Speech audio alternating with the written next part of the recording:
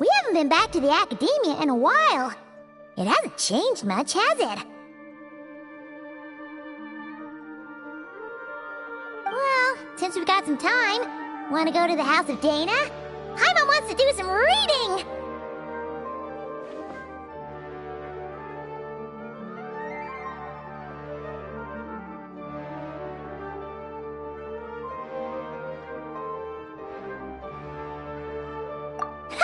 So you noticed! Well, you're too late. The Paimon you know and love is no more. You're looking at Paimon Plus, a new and improved treasure trove of travel know-how. Paimon Plus would like to find some new books to peruse. A gracious traveler like yourself wouldn't leave her companionless on her quest, right?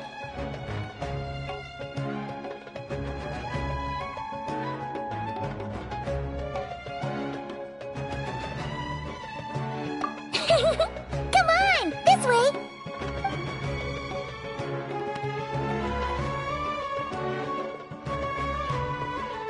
Oh hey! It's Kale and Cyrus! Wonder what's going on. Let's go see!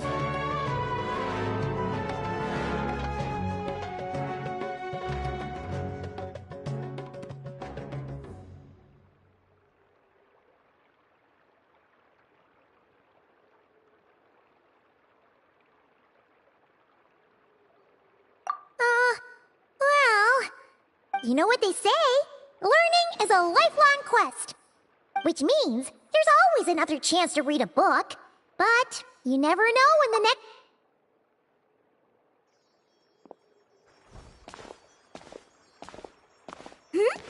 Traveler?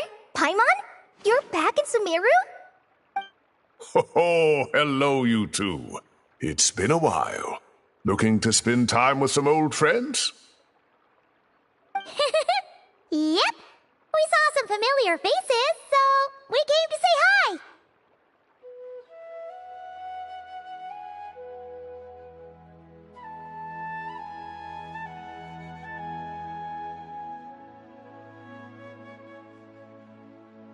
Ho ho! Excuse you, associating me with that woman. And if you're going to remember me that way, you should at least mention my tomato growing skills. So he's mad about the Zaha D part, and not the old man part?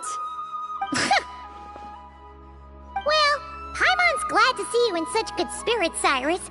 Must mean things are all good here in Sumeru.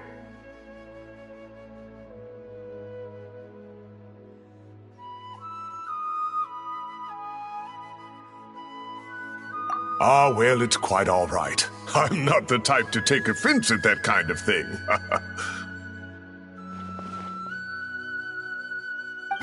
You definitely are. Anyway, what were you and Kale chatting about just now?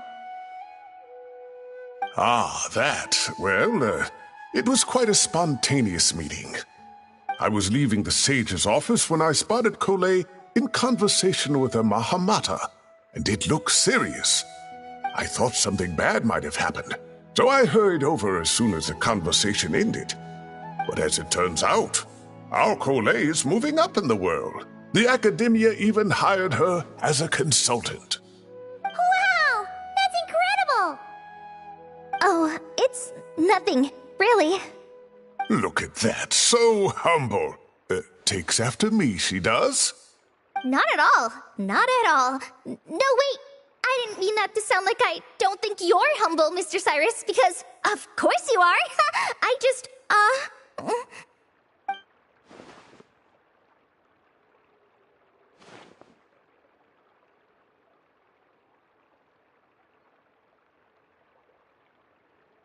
Oh, well, I wouldn't even call myself a consultant.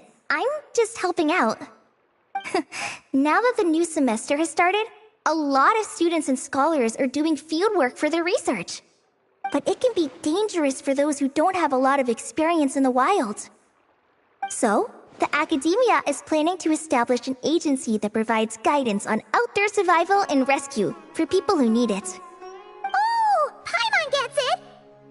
So, you're here to explain rainforest survival as a representative of the forest rangers. Yeah, pretty much. Of course, when it comes to tips on deciphering mechanisms or defeating monsters, that's for people who are far more senior than me to handle. And speaking of which, since we're short on manpower, the person in charge at the academia said we're still accepting newcomers. If you're interested, you're welcome to join and share your insights. Ah, seizing the moment. Well done, Cole. Recruiting someone as capable as the Traveler is a great idea. Oh, and just between the four of us, the academia has set aside a generous amount of funding for this project.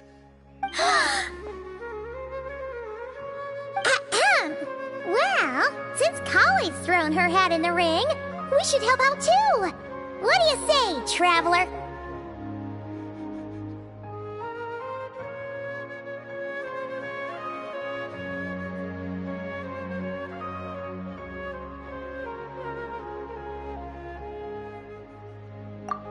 Great!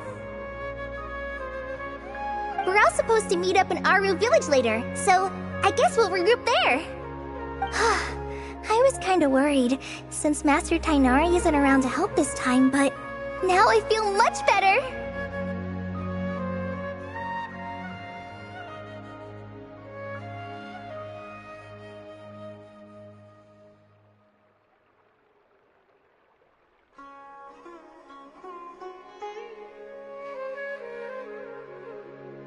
Yeah, even if you don't trust the academia's eye for talent, you can trust ours for sure.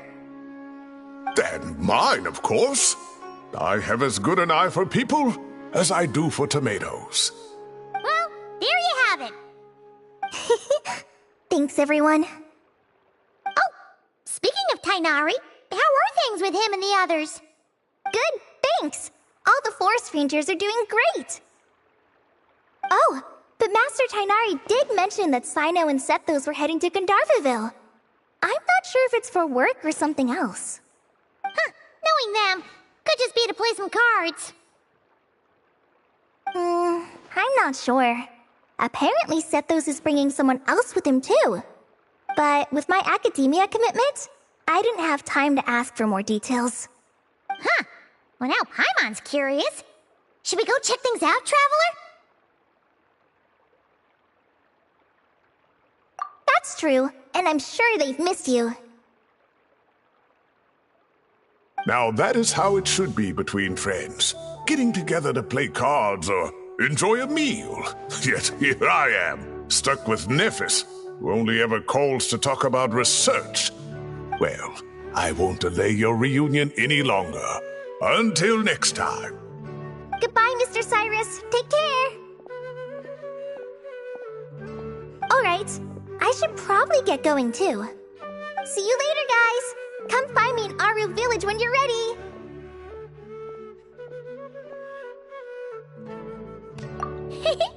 Looking forward to seeing you shine, Kali.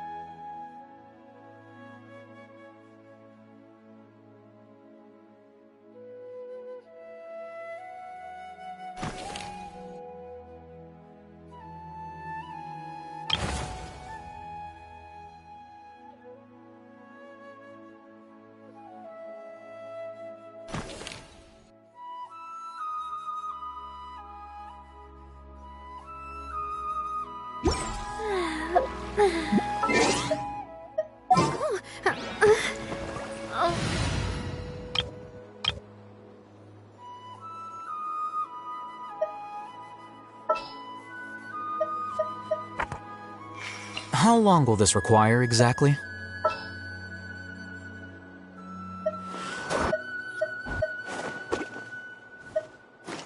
Trainee Forest Ranger Kale, reporting.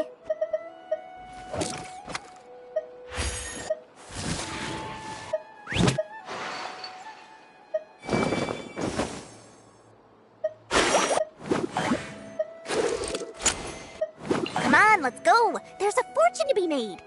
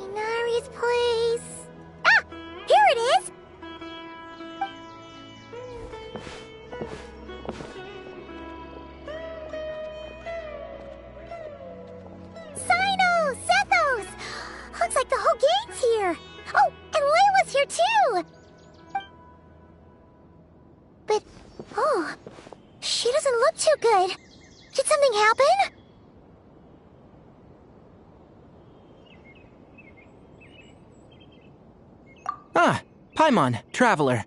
It's good to see you. I'd welcome you like a proper host, but I'm a bit busy at the moment. Apologies. No need to look that worried. My observations indicate Miss Layla's condition has improved quite a bit. There's no danger to her mind. She's just fatigued and needs some rest. Excuse me for a moment while I blend some calming incense. I'll let you two explain the situation.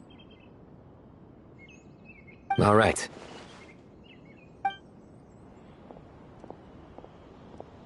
What happened was, Sethos and a few members of the Temple of Silence rescued Layla, who was out in the desert trapped in a state of delirium. She had to be rescued? Oh, that sounds bad. That's all you're gonna say about it, Sino? I mean, we don't want people jumping to conclusions. That's all I can say about it. The person involved is unable to explain what happened to her, so we're limited in what we know. Sorry. My head... still dizzy. The moons... Exactly how many are there?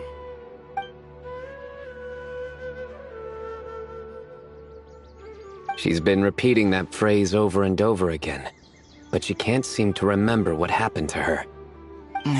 We tried a few things back at the Temple of Silence, but we couldn't recover her memories. Her symptoms are kind of similar to researchers in the Satyavada life state, so we brought her to Tainari to see if our veteran forest watcher had any other ideas. Tainari is pretty much our last option, so let's hope he can help. Well, the good news is, even if restoring her memory is a no-go, we can help with the headache at least. Jer was in a similar state when we found him. Delirious and mumbling to himself, but he's more or less back to normal now.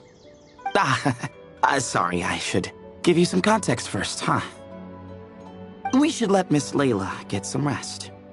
Come with me, you two, and I'll introduce you to the other victim of this incident. Good idea. I'll wait for Tainari here and keep an eye on our patient.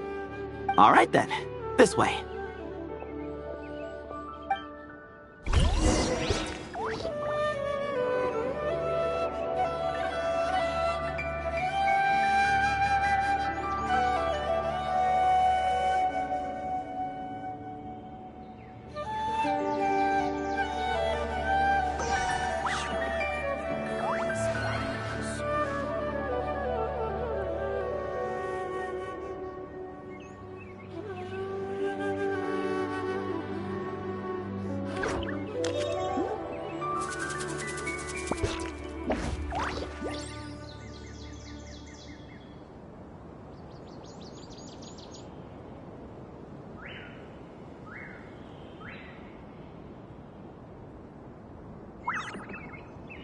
Surely that little girl must be leaving soon.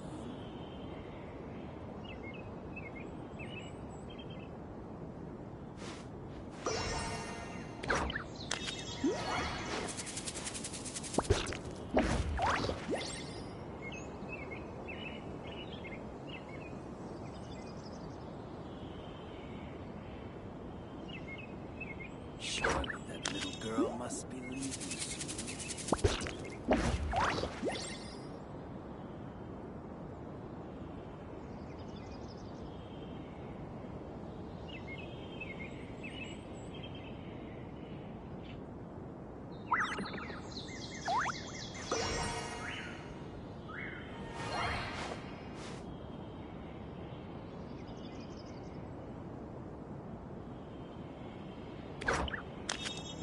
Surely that little girl must be leaving soon.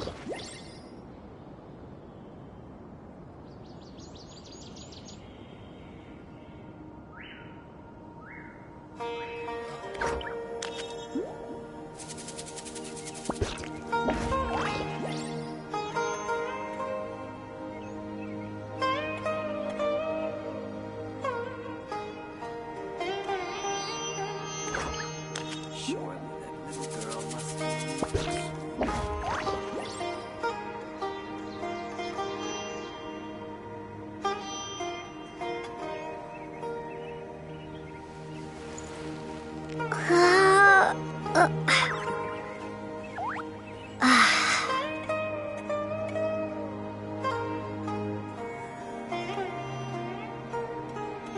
Surely that little girl must be leaving soon.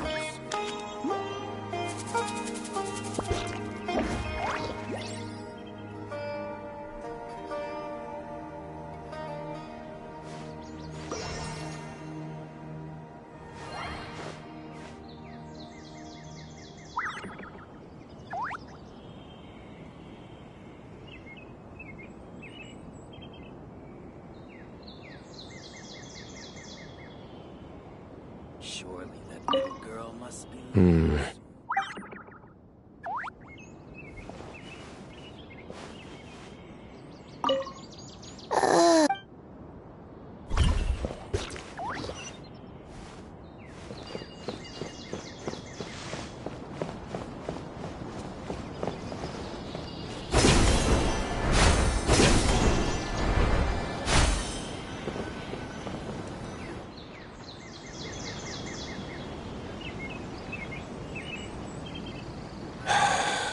Who did the Ajalenok not offend? I just don't get it. Hey, Jer. Still musing about Aji Laynok nuts, huh? Want me to have Sino come over and tell some jokes? Might help distract you. No. No need. I'm done.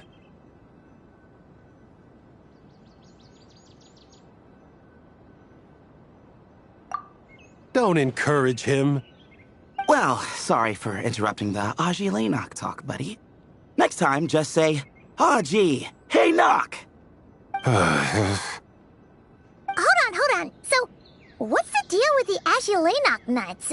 Other than the bad Sino jokes. We'll get to that. But first, introductions are in order. This is Jur, a member of the Temple of Silence.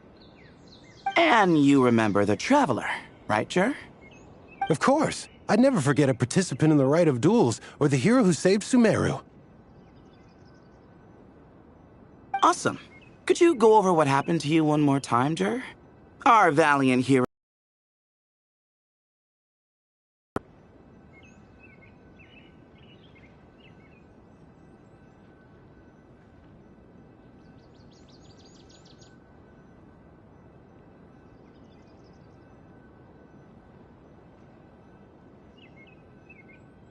Might as well join since you're here, am I right? Just hear him out. You're gonna want to uncover this mystery once you do. I bet on it. Well, I was on an expedition in the desert not too long ago, when I got caught in some quicksand.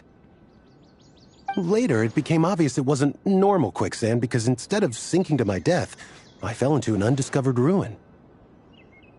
In my panic, arms and legs flailing about, I suspect I touched some things I shouldn't have. Because in that brief moment, an enormous amount of information came surging into my mind. I would hesitate to even call it knowledge, because my brain had no capacity to process the information.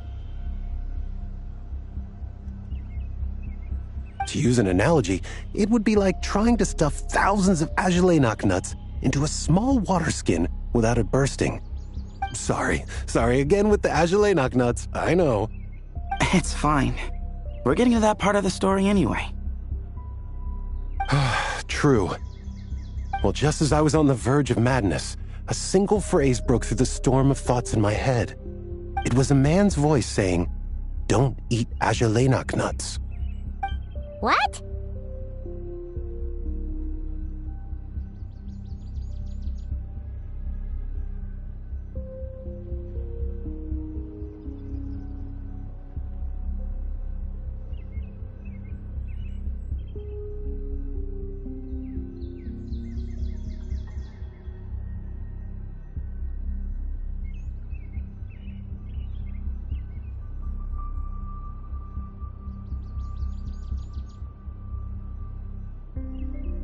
I know it's hard to believe, but that's what happened.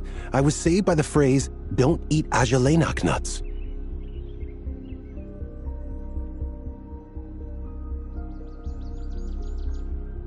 I'm not sure.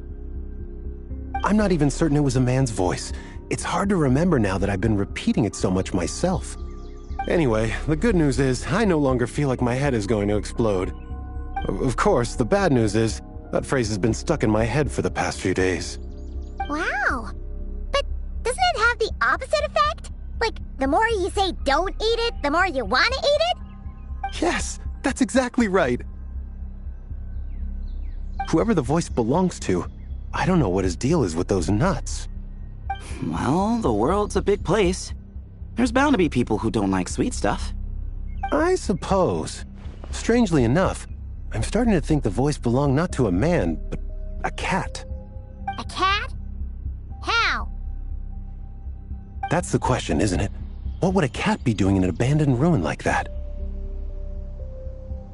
Just as my mind was reaching its breaking point, I could have sworn I heard the sound of a cat guiding me to exit. But when I came to, all I saw was endless desert, and Sethos shaking me in a desperate attempt to wake me up. I'll admit, it was pretty terrifying seeing you like that. Staring off into space and mumbling about Agelenok nuts. You sure don't sound terrified. Sorry. It's not that I don't care. It's just kind of hard for rambling about Agelenok nuts to sound menacing. Now, what Layla was saying, on the other hand, that exactly. The unknown is what breeds fear. Agelenok nuts are familiar. But the moon suspended above us at night? That's about as foreign as it gets. Well, we don't know that for sure. There could be a whole other world inside an Agelenok nut, with a moon of its own. Huh. I guess. Agelenok nuts are not to be underestimated. Right, yeah, of course. Won't catch me disparaging the mighty Agelenok nut. No, sir. Huh. So, a similar thing happened to Layla then? Yeah, I think so. I was in a hurry to rescue Jur, so I put a marker on the incident site so we could go back and investigate. When his condition stabilized, we doubled back around to check and...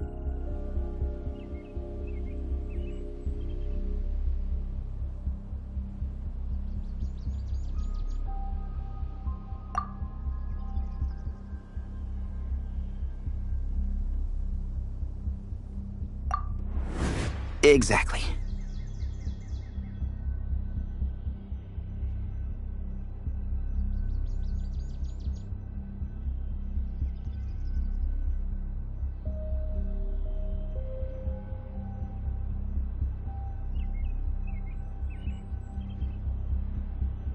Multiple victims with the same symptoms at the same location.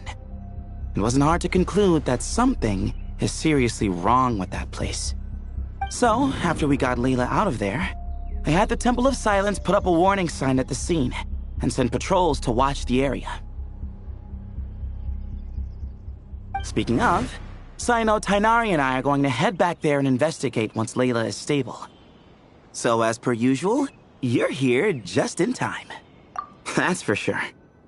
But there is another reason I want Sino and Tainari involved in this. Because the story doesn't end there.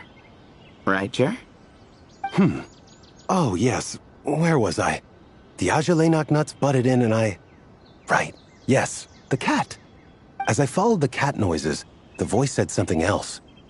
So, there are those from Tula who still endure. I thought that was strange, of course, because, well, was the voice referring to me? Records of my ancestry are rather sparse, so I'm not sure if my bloodline even traces back to that place.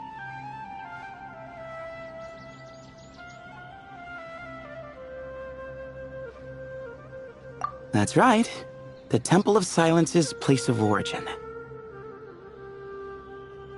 And the home of Tainari's people. Plus, Harmonubis, who Sino and I both share a connection to, was one of the city's founders. As the temple's current leader, if something strange happens in the desert, it's my job to get to the bottom of it. But it turns out, a lot of people have a horse in this race, and I'm not leaving any of them out. See? Knew you'd join. But yeah, that's all we know about Jur's situation. Tainari should be done on his end. Let's head back and check on Miss Layla.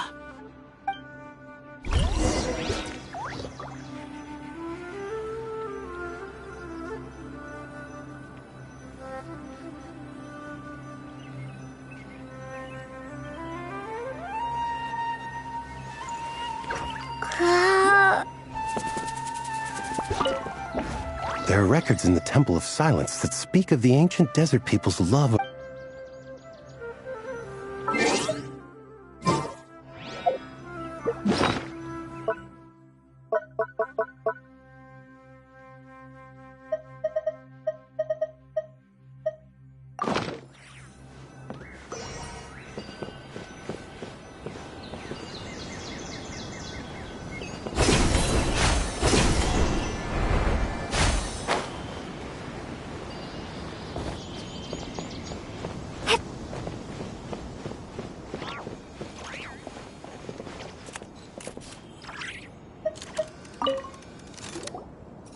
How are you feeling?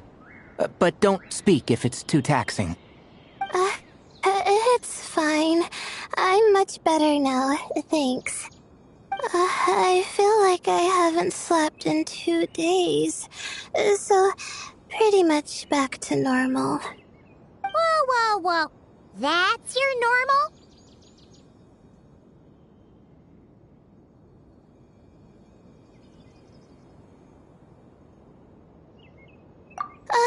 Traveler, Paimon, I thought I heard your voices earlier.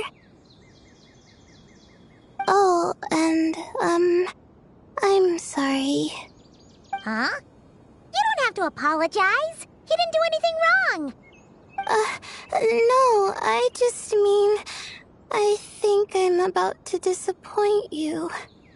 My head was kinda muddled earlier, but I still heard your conversation. I know you're trying to figure out what happened to me, and I want to help. But, I really don't remember anything. Does your head still hurt? No, I feel fine. The incense you made helped a lot. I'm still hearing those words in my head, but other than that, I'm okay. It's just... all I remember are those words. Everything else is a total blank. One moment I was heading to the stargazing point I'd calculated, and the next, I was on my back in the sand. The same phrase playing over and over again in my mind. How many moons are there in the sky? Sethos, did your friend Jur suffer from memory loss too? Not really. His memories are blurry, but there aren't huge gaps like this. He remembers touching something. Someone talking, a voice mentioning Tuletula, and hearing a cat lead him to the exit. A cat. Did you hear it too? Huh? Now that you mention it, I think so. It was so soft. I thought I was imagining things. Which means, at the very least, what the two of you experienced while escaping the ruin is consistent. A single sentence repeating in your heads, and the faint sound of a cat. Still not a lot to go off of. Agreed. Oh, is your head hurting again, Layla? No, I was just thinking... maybe my memories are blank because I was sleepwalking at the time. Sometimes, my friends and classmates tell me about things I don't remember doing, or places I don't remember going. I don't talk about it a lot because, well... I don't even know how it happened. But I don't want my personal circumstances clouding your judgment. So I, just wanted to mention that. Ah, I see. Well, thank you for telling us. But I don't think we need to dwell on that for now. We're gonna check out the site of the incident for ourselves, so that should help us come to our own conclusions.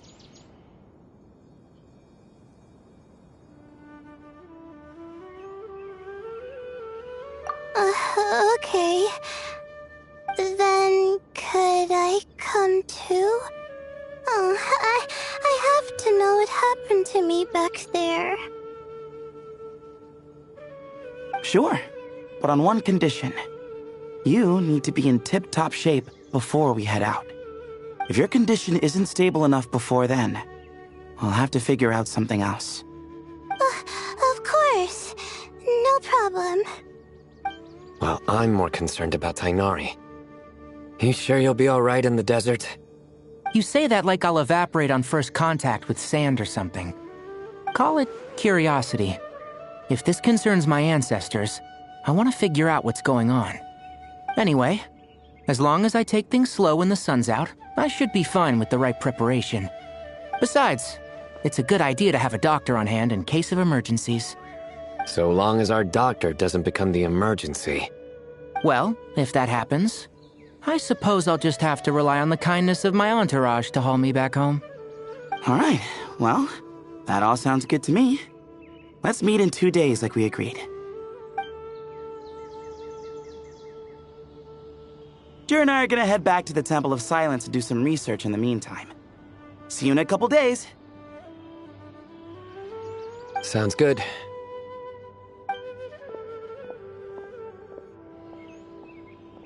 What about you, Layla? If you feel like you need more rest, I can arrange a room for you to stay in. No need. I've asked enough of you as it is. Besides, I feel a lot better. I should make it back to my dorm, no problem. You sure? Don't push it too hard, or you might end up sleepwalking along the way. Don't worry, I'll be fine. I have other things I need to do anyway. Like letting my advisor and classmates know that I'm fine, adjusting my stargazing schedule, things like that. If I don't get it all done, I doubt I'll be able to sit still, let alone stay here and get some rest. I'm not so sure that's...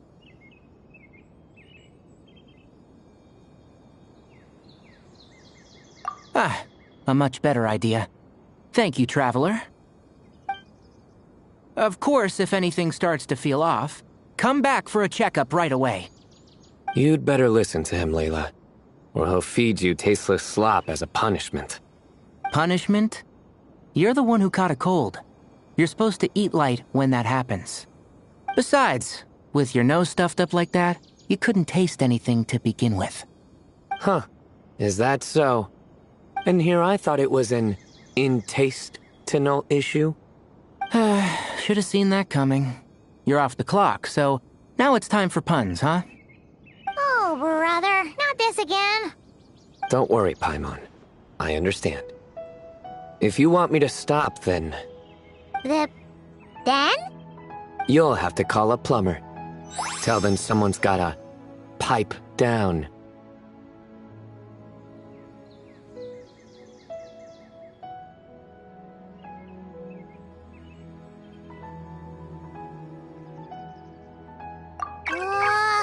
This is getting more insufferable by the second! Put a sock in it already, please!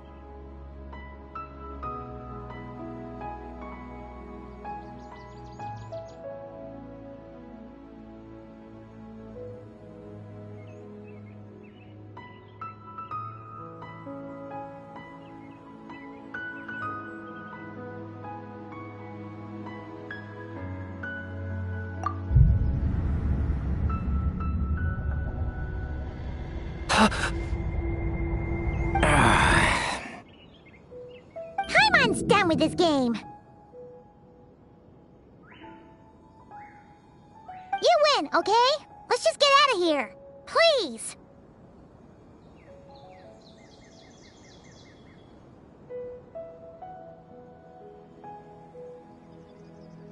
All right, you stay safe. I'll try to stay sane.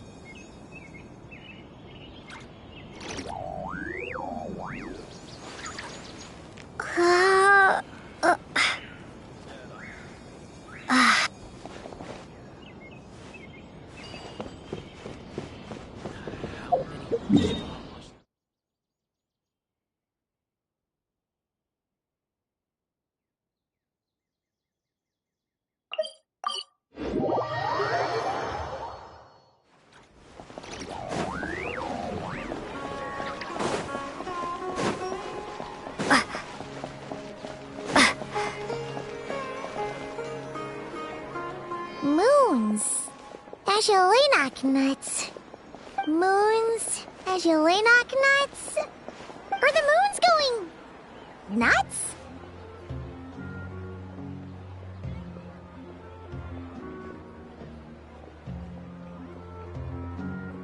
Oh no! Looks like Paimon's caught the brain bug too! She can't stop thinking about those two things! Oh, Paimon's gotta clear her head.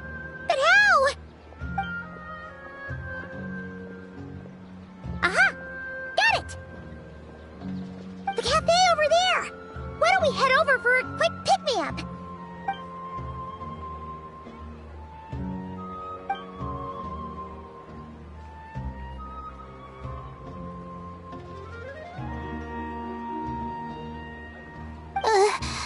Sorry.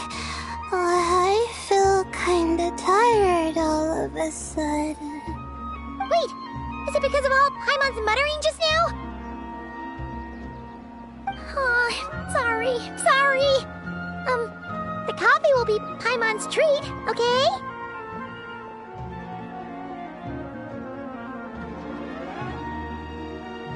Hey! You make it sound like Paimon's stingy or something! Huh. Well, she'll just have to show you her true colors. Yeah, starting now. You sit tight and take care of Layla, Traveler. Paimon's gonna get us some snacks and coffee. Be right back. Don't go anywhere in the meantime.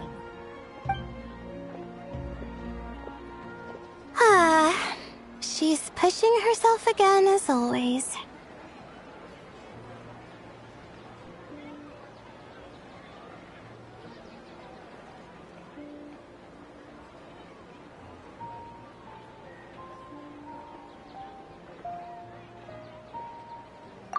Saw right through me, huh?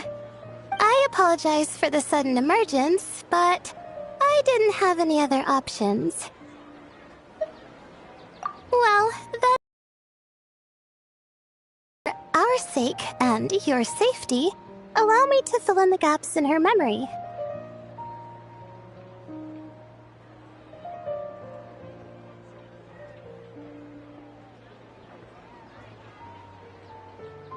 That's right.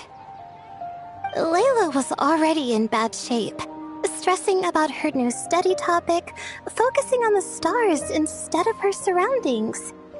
By the time she realized the danger she was in, it was too late.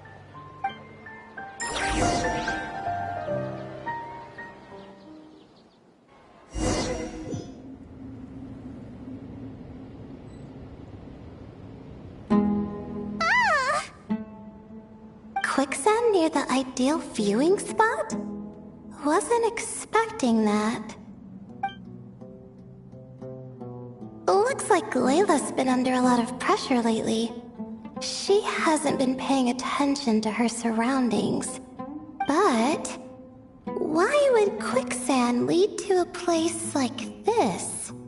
Well, all in all, looks like a common desert ruin. Guess there's nothing to do but try to find a way out. Oh, Layla, what have you gotten yourself into this time?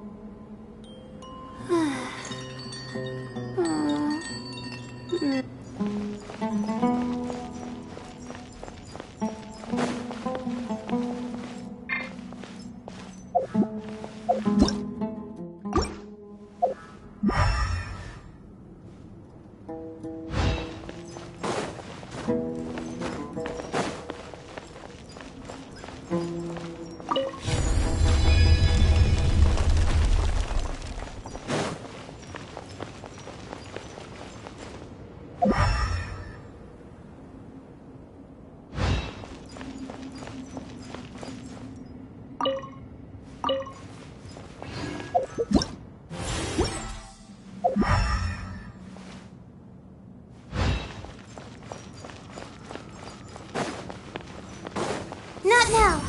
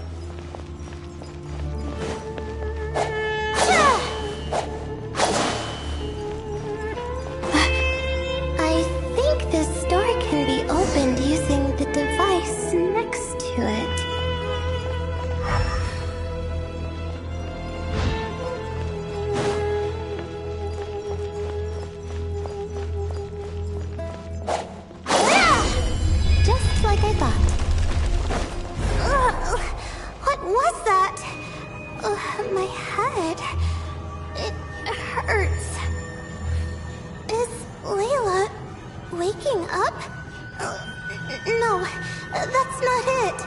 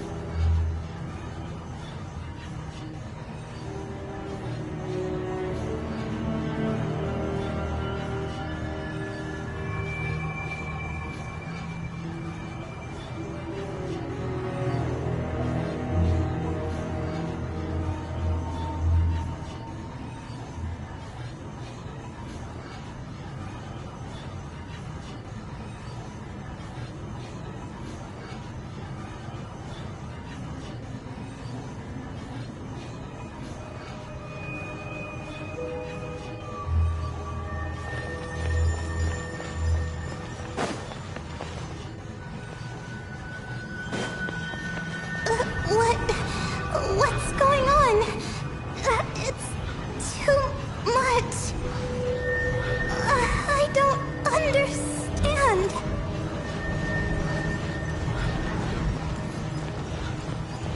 The ground is... Where am I? It's spinning.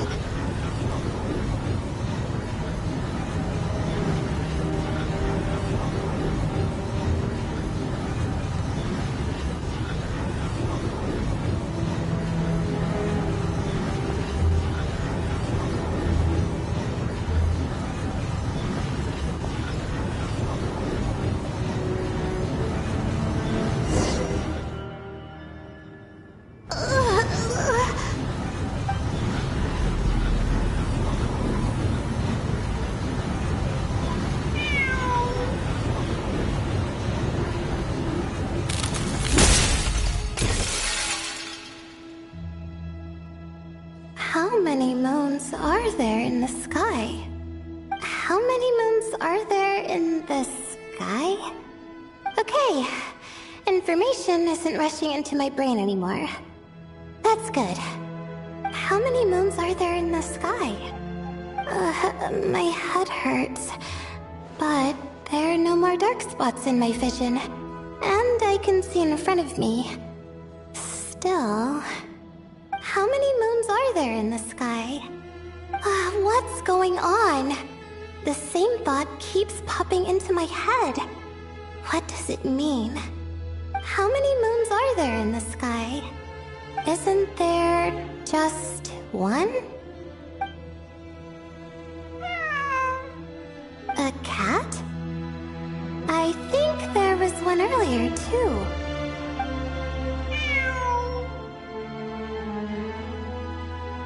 I'm not hearing things. It really is a cat. But what is it doing here? How many moons are there? No! Stop it!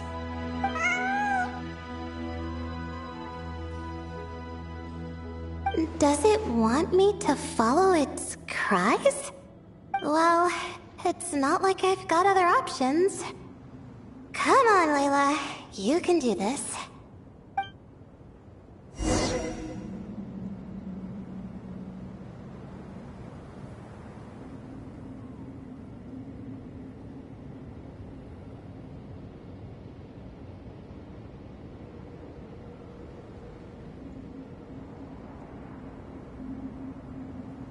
My legs are so sore.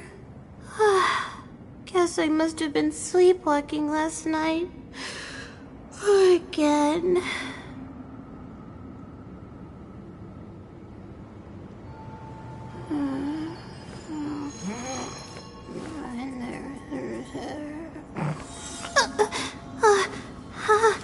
How did I do that?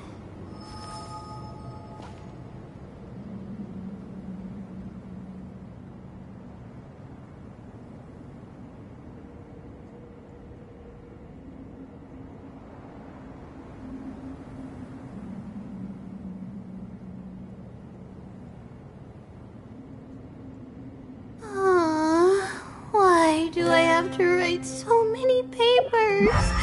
Why? My guiding stars!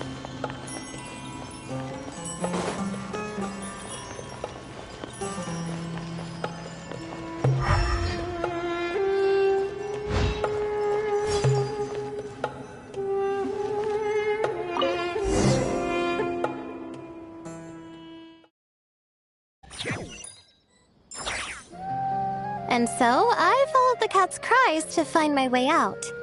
It was quite a kind creature. It didn't even leave until the other me started to wake up.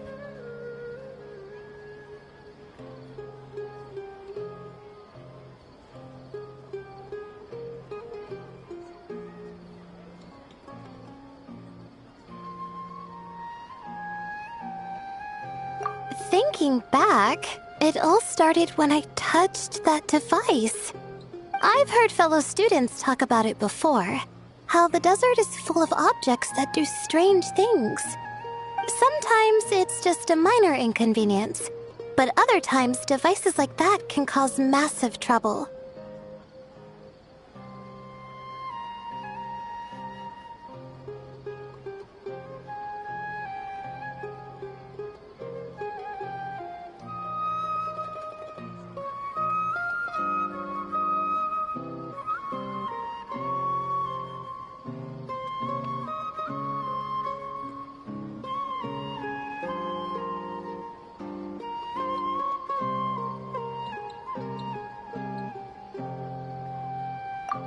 Of course. I forgot how much adventuring experience you have. Still, carrying an umbrella doesn't mean you can't get soaked, so just be careful and stay away from unknown devices.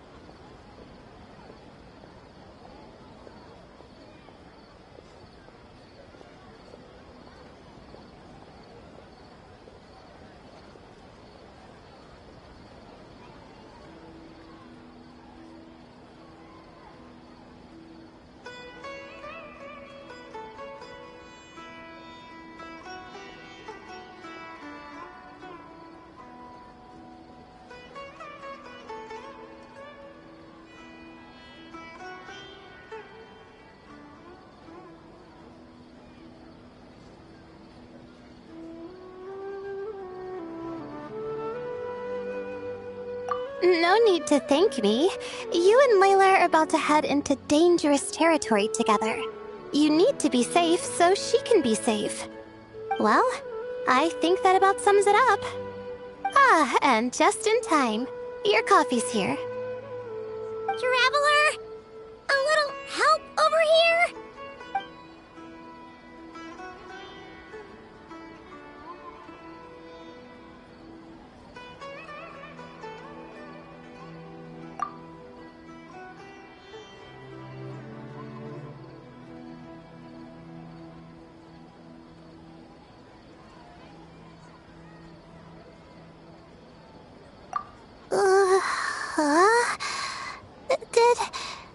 Did I fall asleep?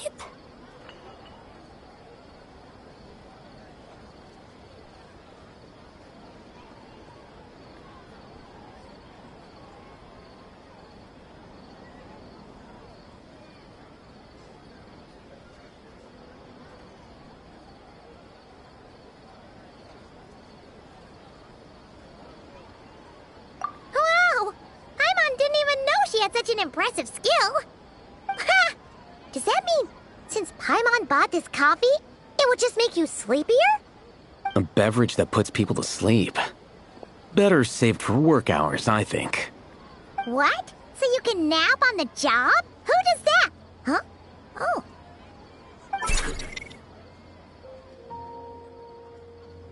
Beep boop.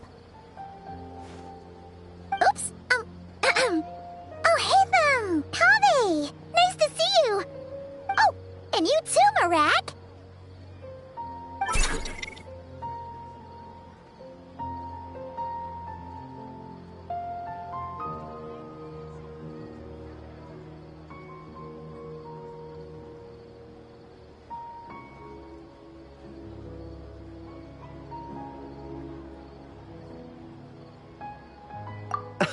Sorry.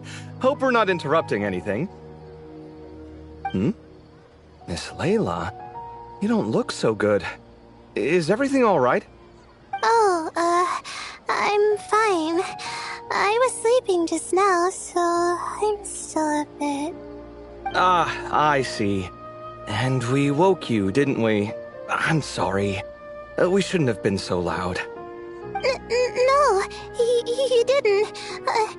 I didn't mean it like that. Sorry.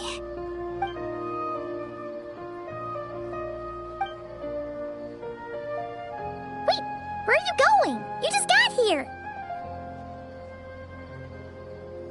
I'm going to do what I came here to do. Which is? Buy coffee beans.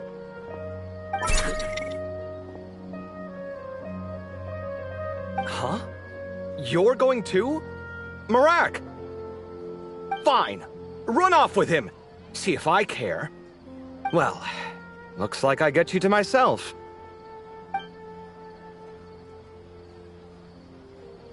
It's been a while, hasn't it? How have you been?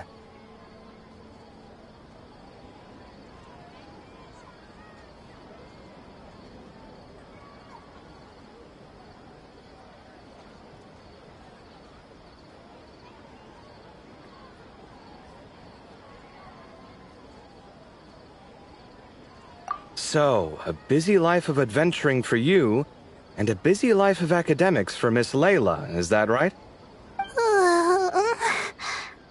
Oh, is something wrong?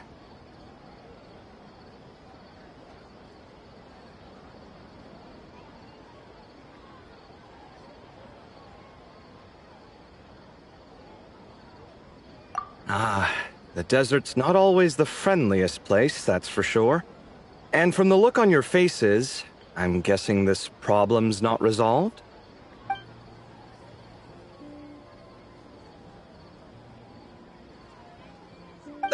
Don't force yourself to talk about it, of course. But I've worked on several projects in the desert before, so if there's anything I can do to help, just say the word. No, I don't have anything to hide. It's just... complicated, so explaining might take time. Well, lucky for us, I've got that in spades.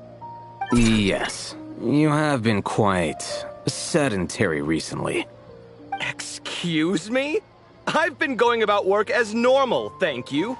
And, might I add, you do way less work than me. I do the amount of work that is required of me. Yes, you and your stellar work ethic. The stuff of legends. Now look what you've done. I've lost my train of thought. Where were we? The problem in the desert. Wait, you were listening earlier? Oh, we're giving the silent treatment now? Mature, very mature. Continue, Miss Layla. I'm curious as to how this incident unfolded. What did I tell you? This one doesn't have enough to do. Alright. Well...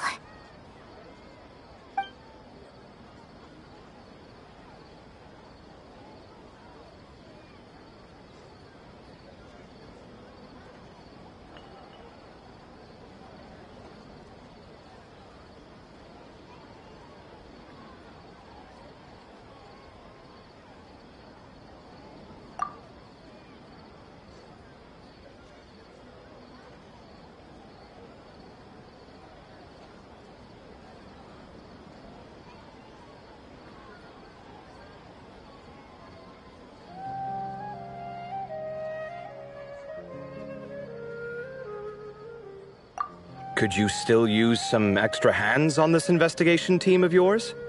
Huh? You want to join, Mr. Cave? That's right. I think my experience studying desert mausoleums could be of some use here. Al-Haytham's expertise in ancient languages could be helpful too. Besides, I consider you all to be my friends, and friends are supposed to help each other out. Wait, I'm involved in this now? Oh, please, I know you. Half the battle was over the minute you said you were curious. We couldn't stop you from joining if we tried. Well, you've got me there. Besides...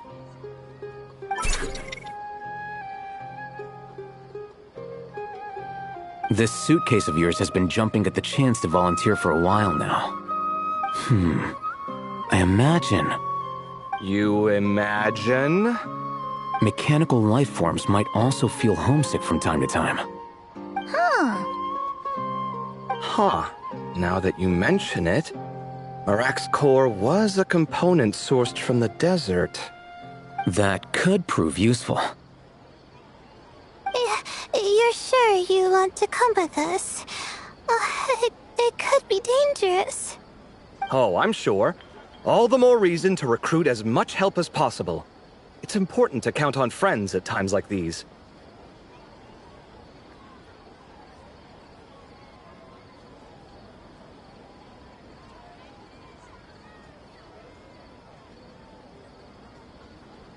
Our pleasure. It's a plan, then.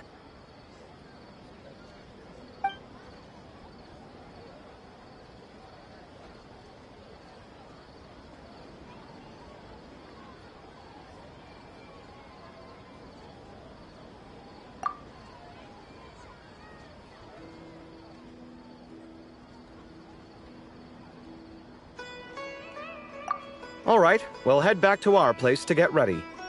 This one hasn't been on a trip in a while. Chances are, he doesn't even remember how to pack a suitcase. I'm not worried. It'll get done. Somehow.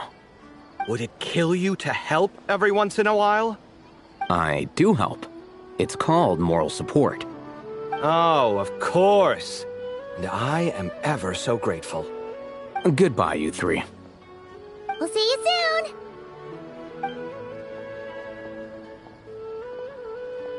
Oh, and Kaveh, your coffee beans! You were too busy glaring at Al-Haytham, you almost forgot them!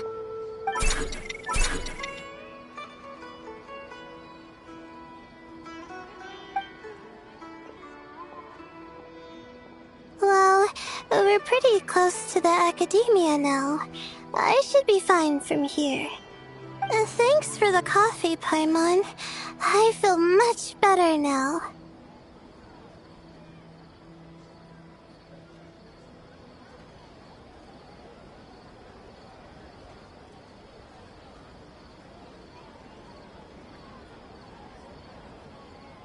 Right. I'll follow the doctor's orders. Or try to, at least. With the blessing of the stars, I hope we all get a good night's sleep.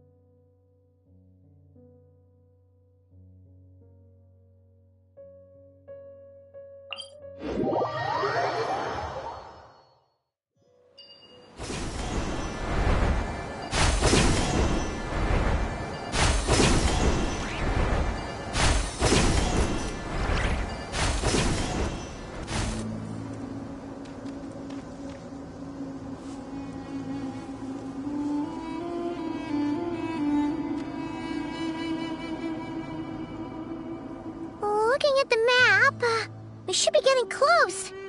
Speaking of which, the closer we get, the more Paimon's heart feels like it's beating out of her chest.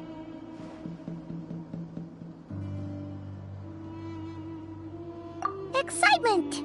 Yeah, sure, that's it. Oh look, it's Tighnari and the others. Everyone's here bright and early.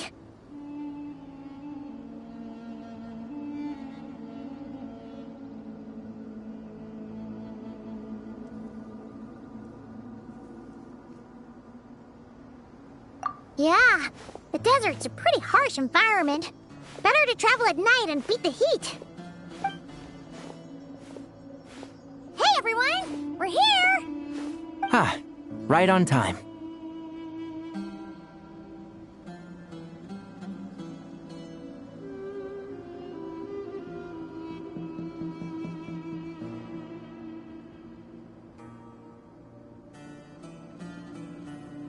You don't need to worry about me.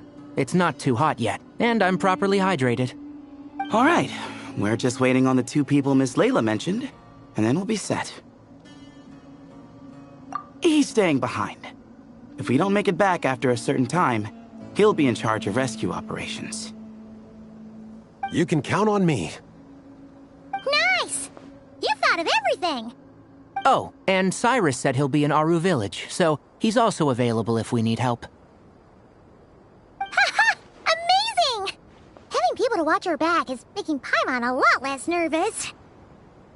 Yeah, I did. After hearing about what happened, my advisor gave me some time off to rest. So, my studies are on hold for now. Then, does your advisor know you're back in the desert to investigate? Yes, but I was only allowed to come after I mentioned that General Mahamatra would be there too. Haha! Quite the reputation you've got there, Sino. Something wrong? You haven't said a word this whole time. Are you in a bad mood or something? No. Being skilled with words also means being a good listener. I'm just reflecting on what you're saying. Oh, Hatham! Kaveh! Ha! Over here! Darn it. I was just setting up a brilliant... Yeah. I'm sure you'll find another chance. The important thing is, our scribe and our renowned architect are here at last. High praise. But wait, why am I renowned and not him? He's just as famous as Sino, Dia, or Nilu. That just means your level of fame is even greater. How could a lowly scribe hold a candle to you? Lowly scribe? Please. All those strings you pulled to get those new books from the House of Dana? What do you call that? Borrowing. Anyone with an employee ID can do it. Uh-huh, yeah. The House of Dana bends over backwards for just anyone, does it? Send a report to Lesser Lord Kusanali then. Let her know someone at the Academia is abusing their position.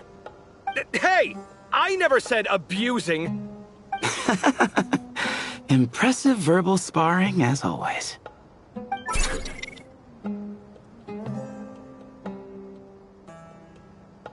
Oh, hello to you too, Marak. Well, looks like your assistant is raring to go, Kaveh.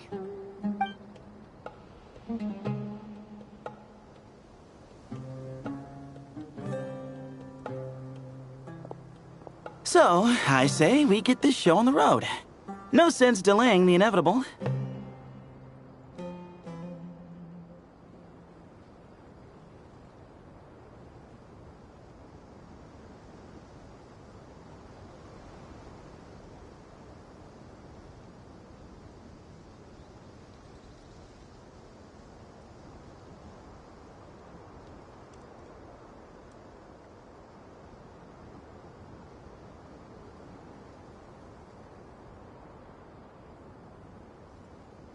No need. We're in this together, remember? Sure. This is the entrance, yeah? Yes. Perfect. Then, if we're all set, let's get moving.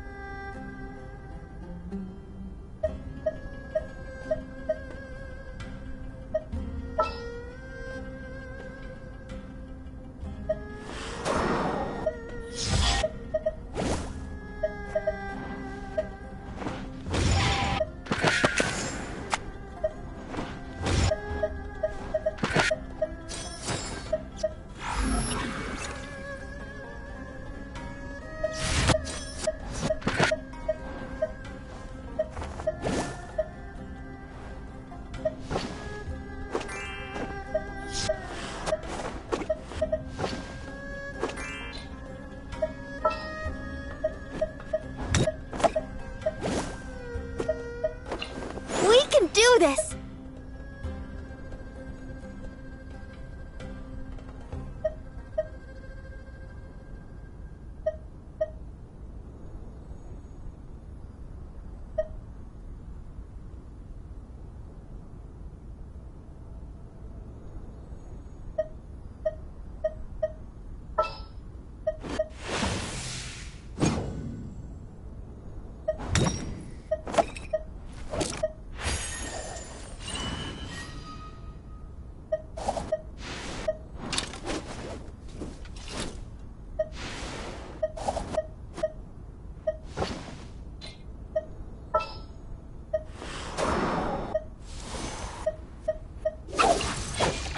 What'd they do this time?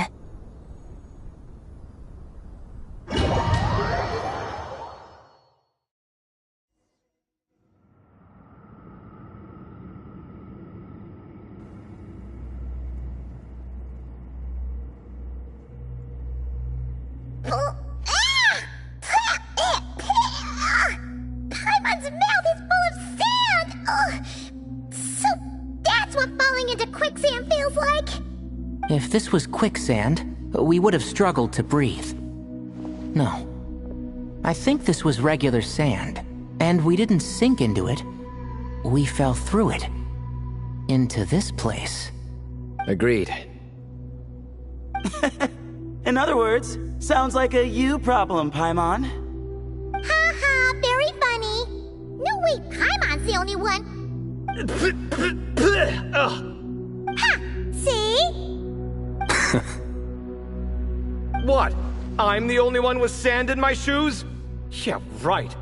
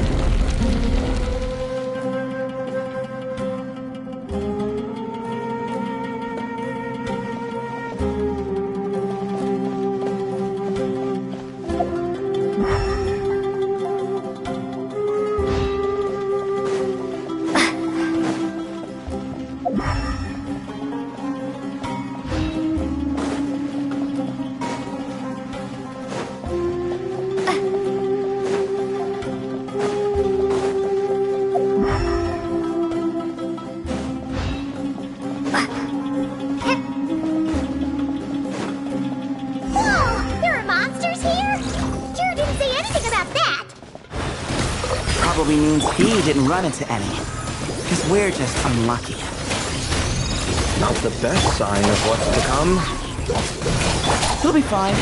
Let's just use up all our bad luck, and we'll be golden.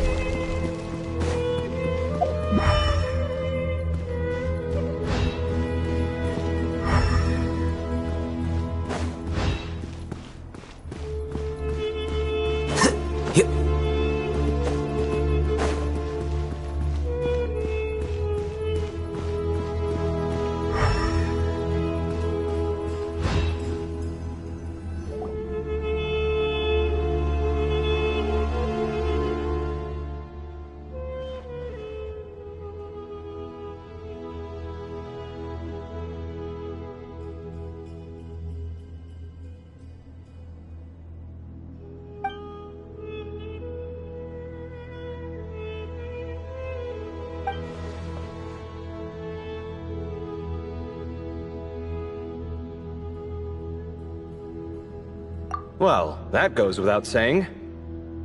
Fair point. There's just one problem, though. The only way forward is through that door. Oh! Is it time to hunt for a key? Paimon loves this part. Don't worry. With our adventuring experience, we'll find it no problem. Let's get searching!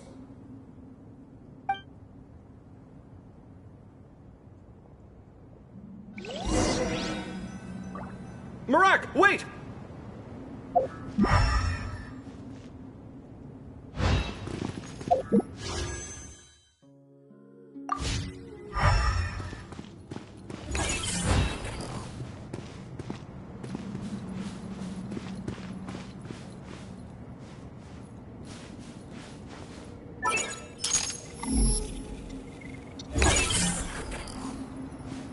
Marak seems interested in these jars. Go smash them. Ah, well, we would hate for you to have to lift a finger, Your Highness. Marak, this isn't really your old home, is it?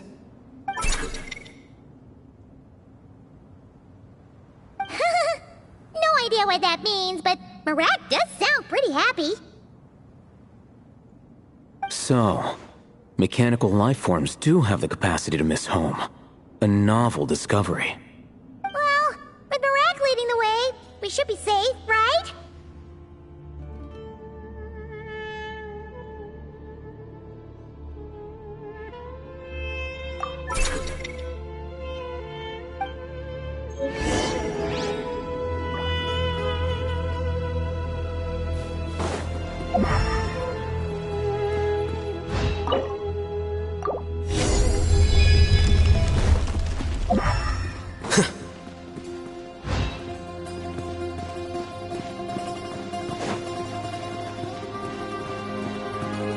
Good thing you decided to join, Kaveh. Otherwise, our investigation would have ended at that door.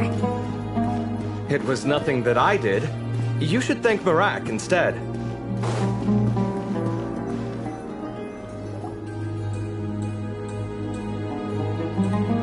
Hold on. At this rate, Paimon's gonna lose her title as best guy to a mechanical suitcase.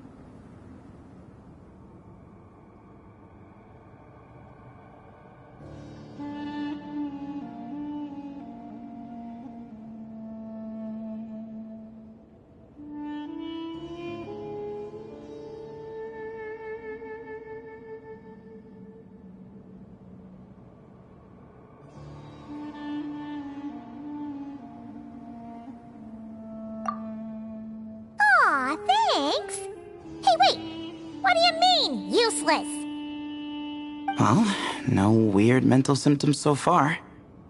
I'll take that as a win. That said...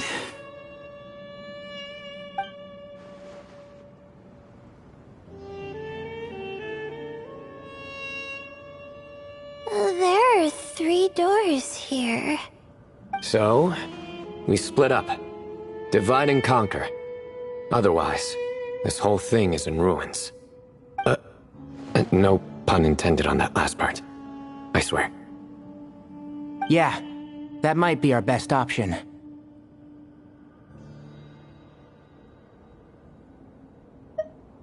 Good idea. And the minute things go south, we go back the way we came. Ooh, this is getting exciting! So, who's teaming up with who? Paimon calls dibs on the Traveler!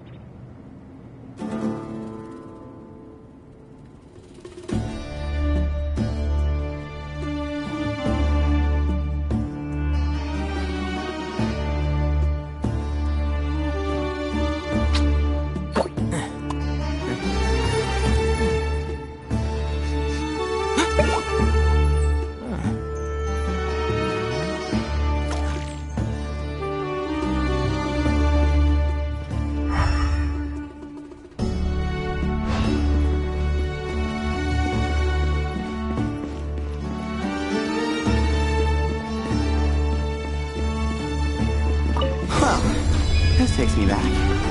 Last time we were in the desert together, the 2 of you came all the way out here to gang up on me. Oh? Sounds like someone's holding a grudge. Just what I like to hear. If you're still hung up on that last one, just name the time and place. We'll have ourselves another thrilling... duel.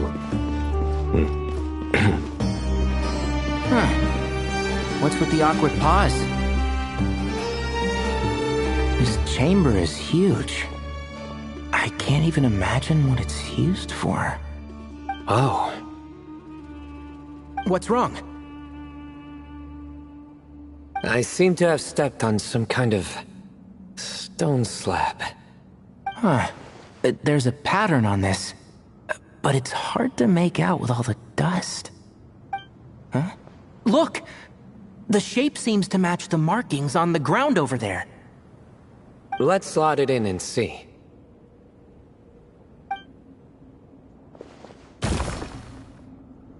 And we have a match.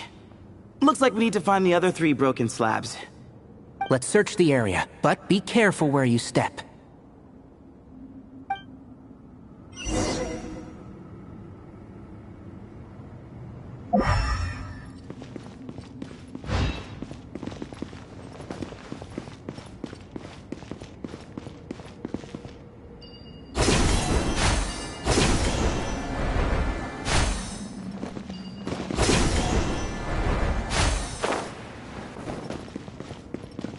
Ooh, got one! Ouch, but watch out. The edges are kind of sharp.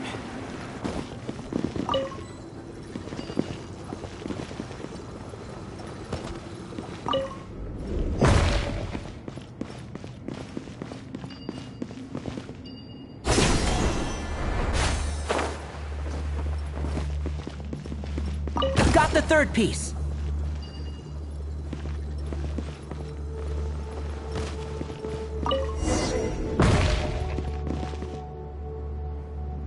We just need one more.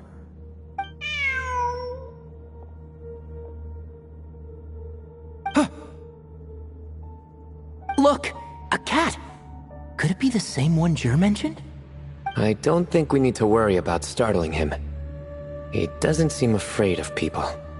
Yeah. If anything, it seems like he wants us to follow.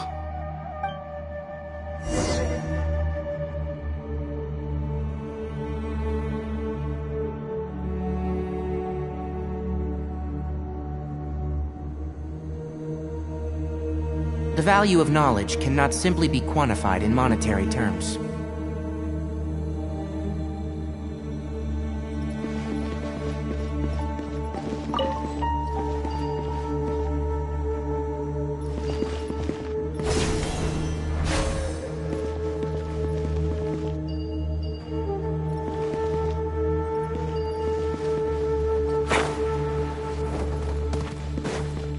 Keep up! Can't see? I hear everything! Way ahead of you! Move or be moved!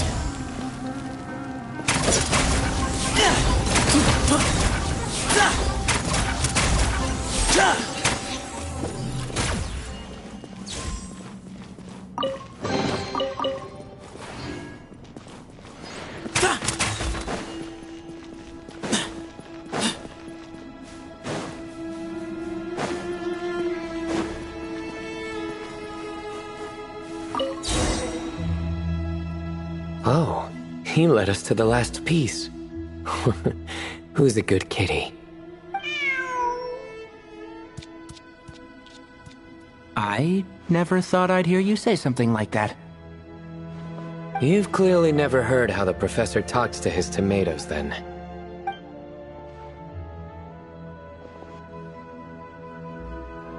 Alright, well, that's that. Now, we need to figure out how to get rid of all this dust.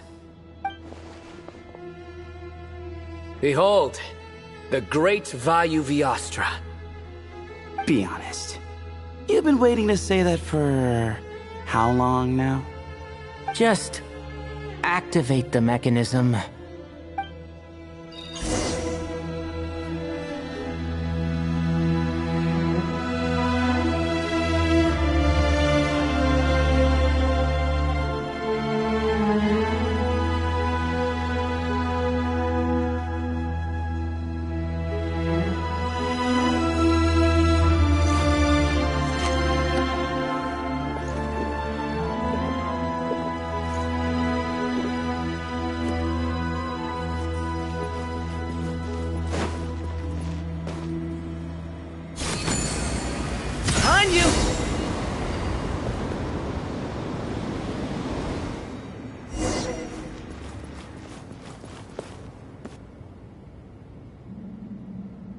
Huh.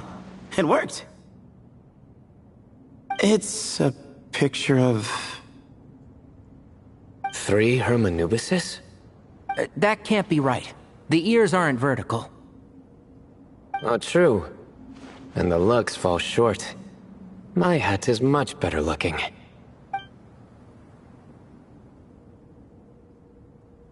A goat, an ibis, and a crocodile. Oh, wow. Our botanist knows more than just plants. Riveting observation. I was just thinking. These 3 figures look a lot like the 7 pillars of King Deshret. That's right. These are our colleagues. Our what now? You sure about that? Just kidding. But what I meant by that is, these were Hermanubis' colleagues back then. The middle one is the Goat King Harashef, Minister of Ministers, the god Amun's most trusted chancellor. Records say he was the deputy king of the Desert Sands, chief among the 7 pillars.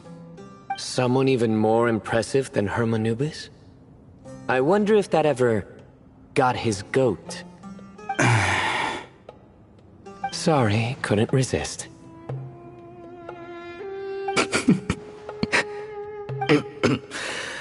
Okay, that was a good one. Wait, really?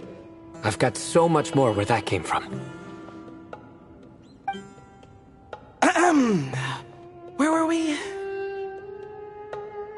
is Sobek, the Crocodile King, captain of captains.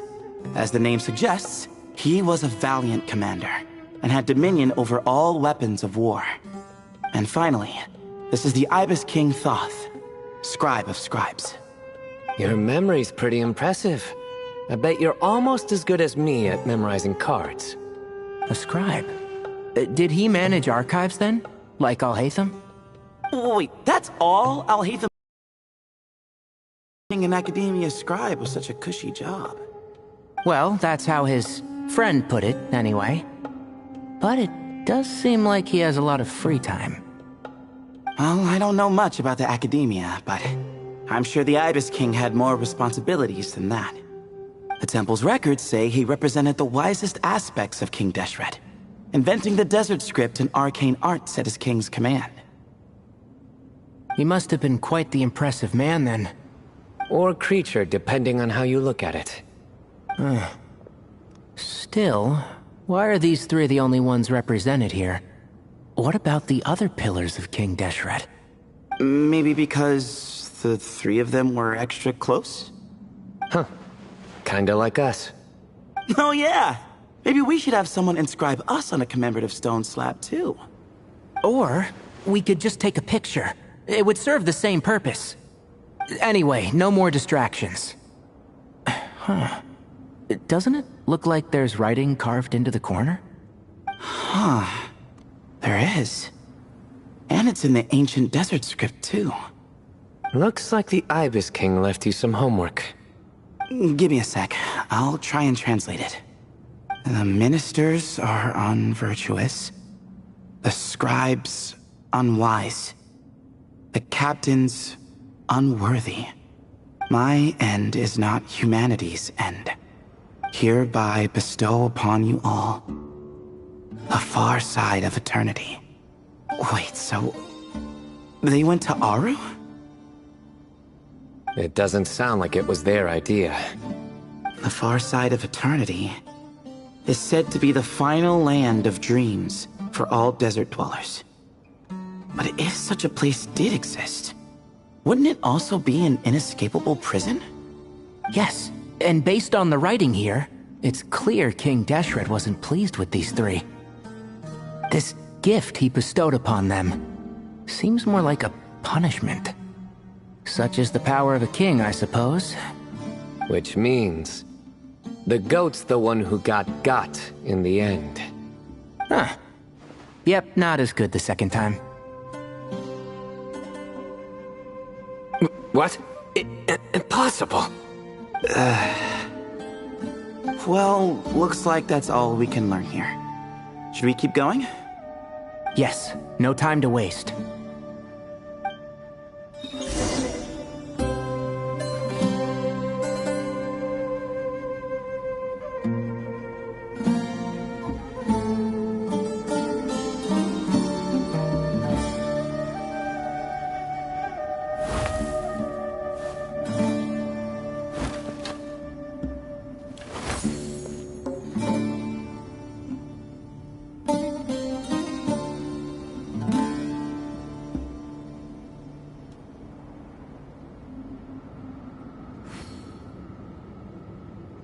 Do you hear that?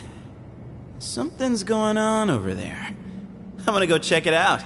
Early bird gets the worm.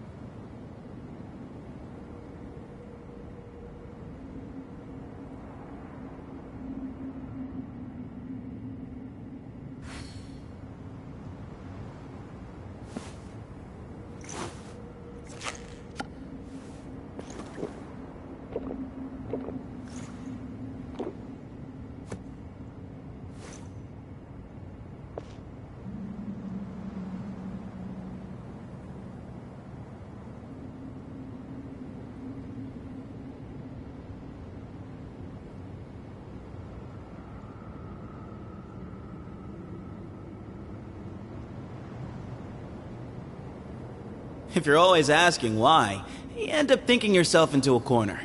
Sometimes it's better to let go.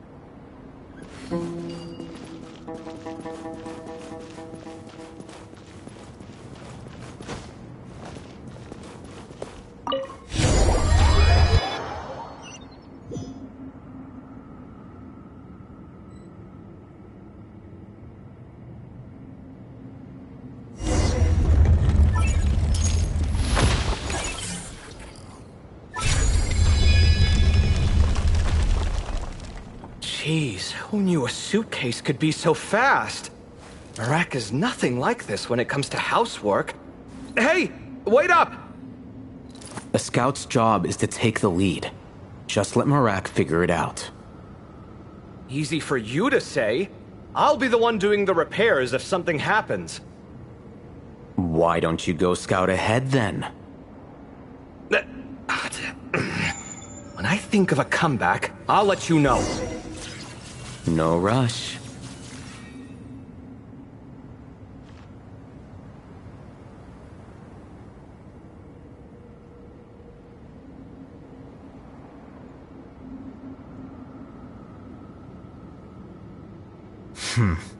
There have been many poorly written applications lately.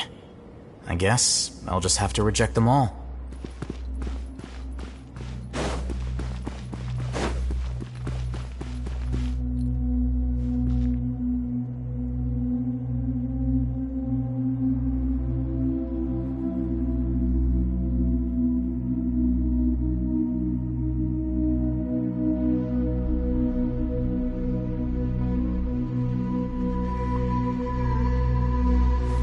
Wait.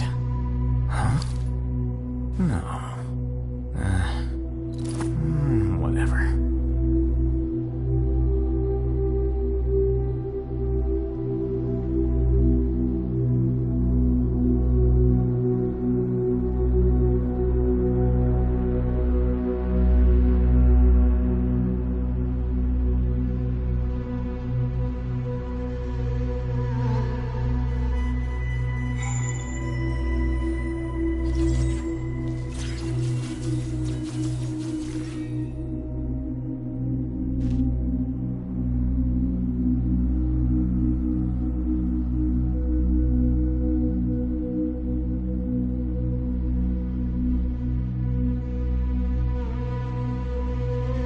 Book learning alone is not enough to cultivate intelligence.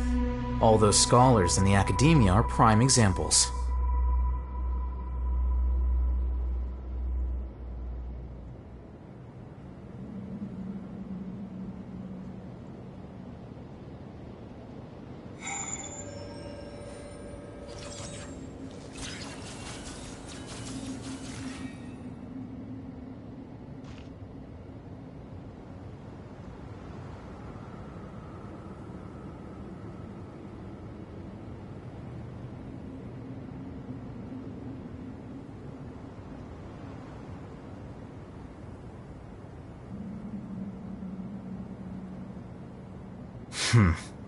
There have been many poorly written applications lately. I guess I'll just have to reject them all.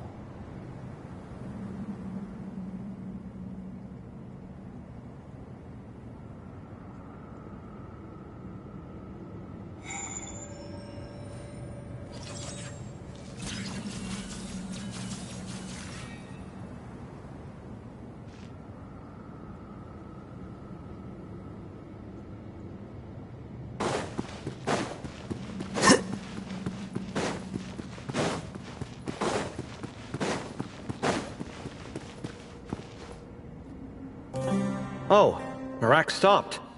What is it? Found something? Looks like something covered in sand. Let's get it out then. Come on. Oh, it's a stone slab. Good job, Marak.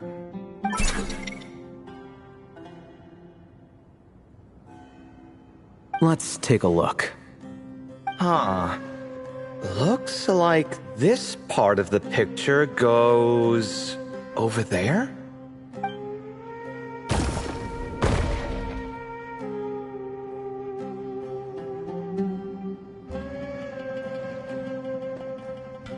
In that case, there must be other pieces. All right, and let's look around. Hey! Why are you sitting down? I thought Marak was helping. Oh, so you do know what that word means. Great. Are we supposed to just sit back while Marak does all the work? No, I doubt you could do that. Exactly. But I can.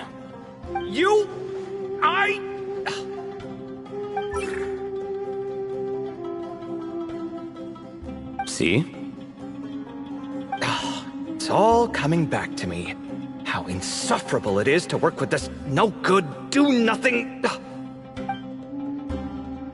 We could be more efficient, I agree. I'll work on this piece. You take care of the rest.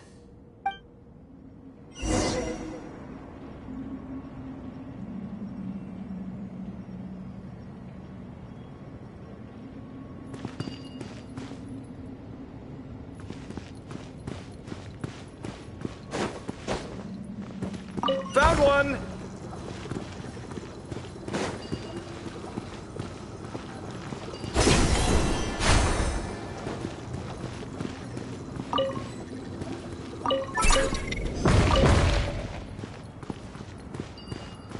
Good teamwork!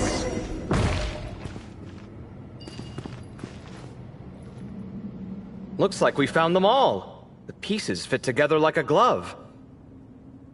But we can't see what's on them. Turn around.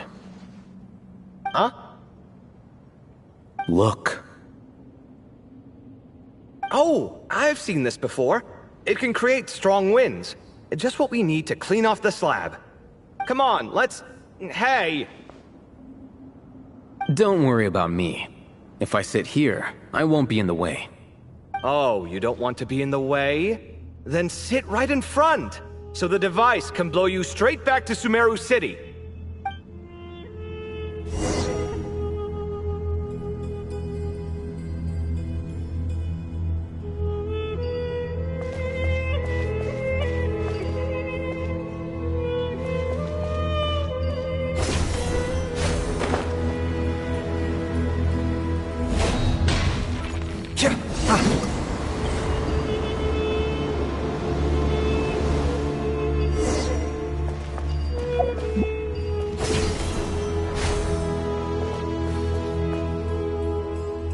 Done. Huh. That's one big cat. And there's a shattered crown. I think it's depicting some kind of story. Look, there's writing too. The Ibis King answered the young noble, granting him the wisdom he sought. But the fragile crown was shattered by lies in the end. Here I leave the name, Gudars. Gudars? I've seen that name in a history book before. He was a young noble who sought to save his realm, and a king who once united the desert. That's right. Although his methods were rather shameful. During his long reign, he betrayed his family and the nobles who supported him, only realizing the error of his ways after his enemies left him nowhere to turn. But by then, it was too late. Seems like a common occurrence across history. Different people, same mistakes. It's an inevitable pattern, destined to repeat itself.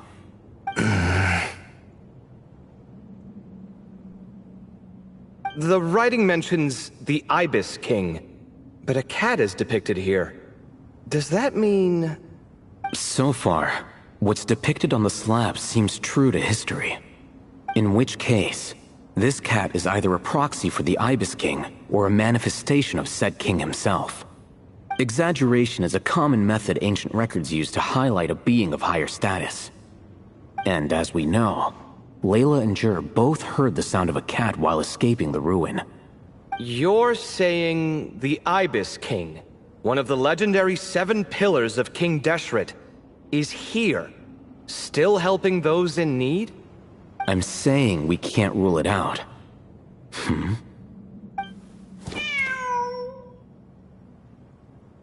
Wait, there it is! The cat!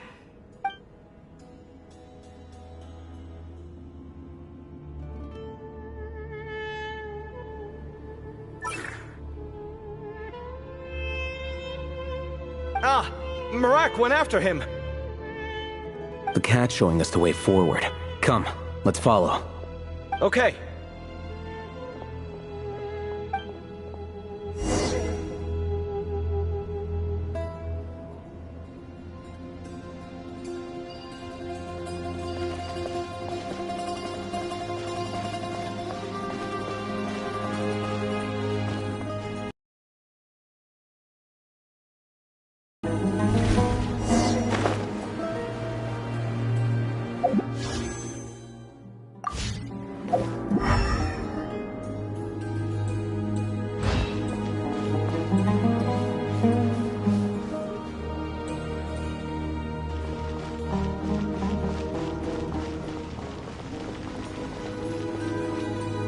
Huh.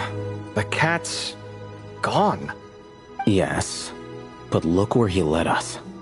Oh. Another slab. It looks similar to the last one.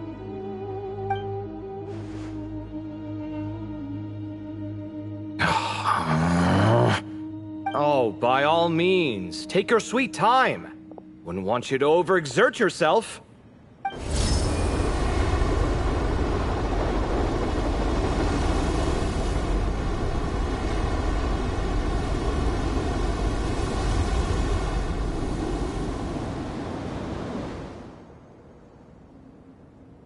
Huh. The scene depicted here... seems to be a different tale. The Ibis King answered the Jinn-blooded dancing girl, granting her the wisdom she sought. But enemies plotted to kill her close kin. Snake venom was her self-chosen end. Here I leave the name.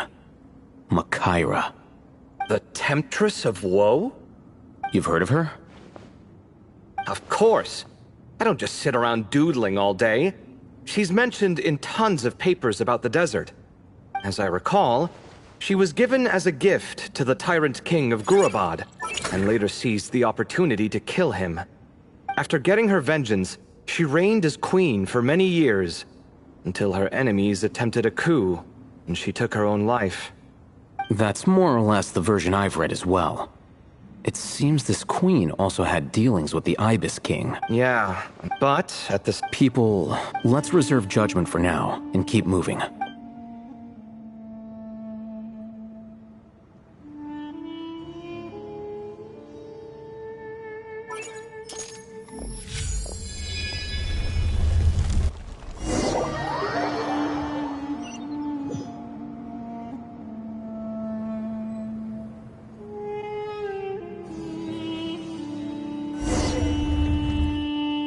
Oh, Paimon meant to ask earlier.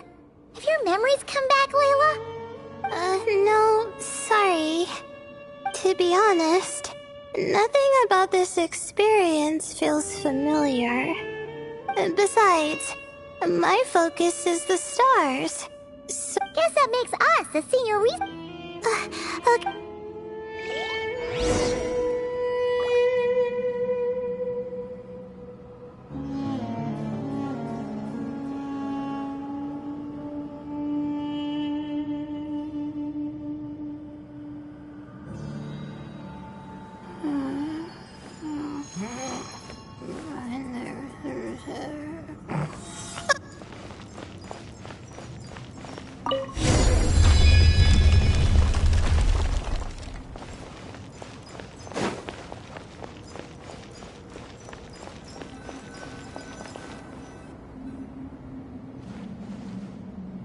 Wow, what a tall ceiling.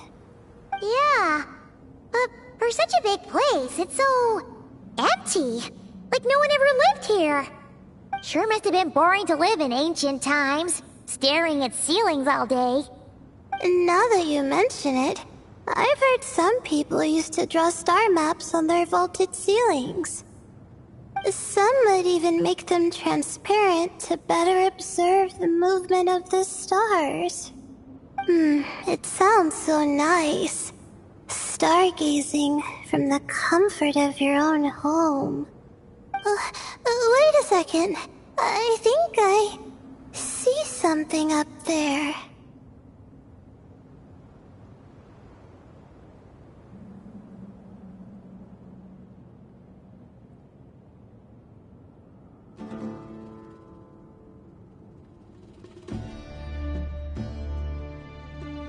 Huh? How is Paimon supposed to do that? Alright, sit tight, everyone! Adventurer Paimon will be right back!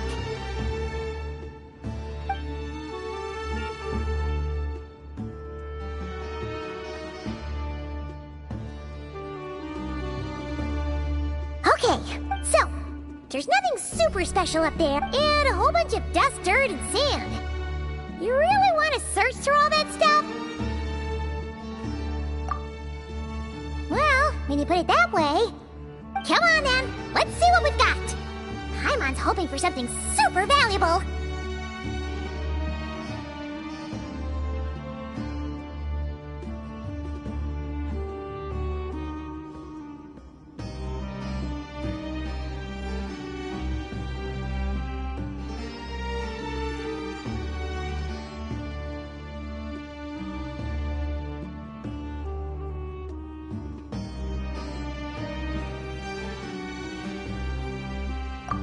Thanks. I'll stick close.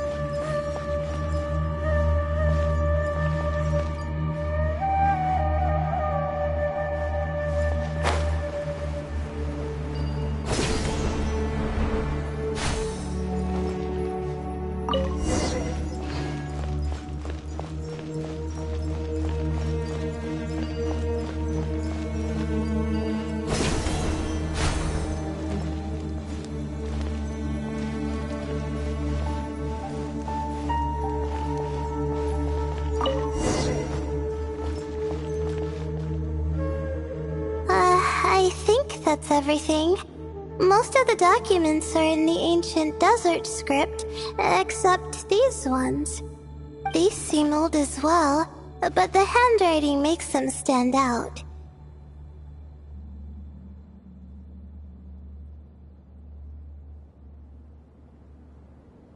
Right! Let's arrange them in chronological order before we read through.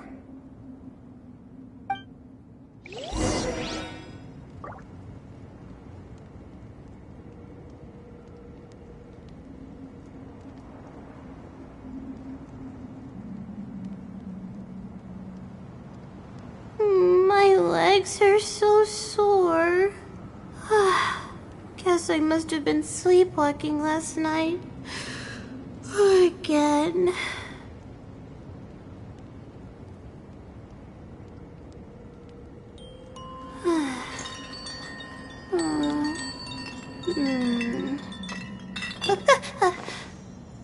Okay.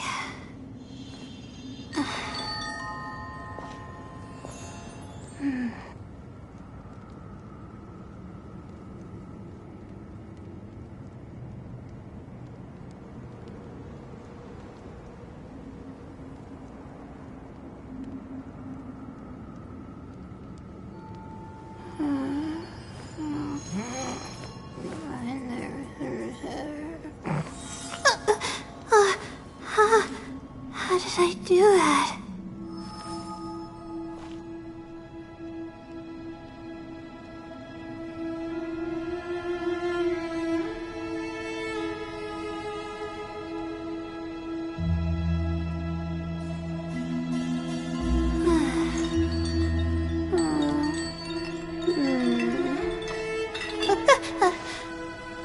Okay.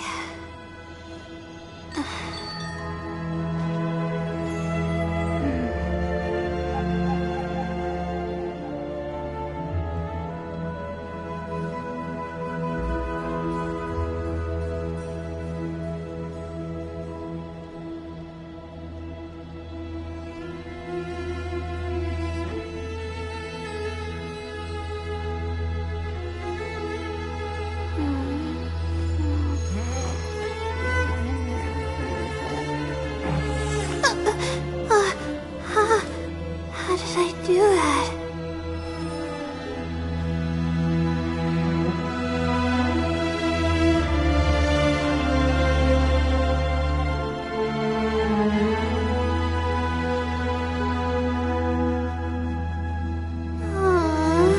Why do I have to write so many papers?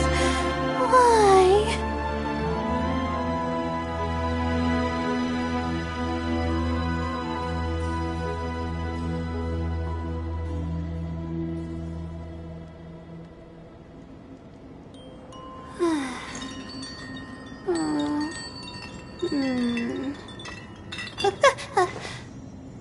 Okay.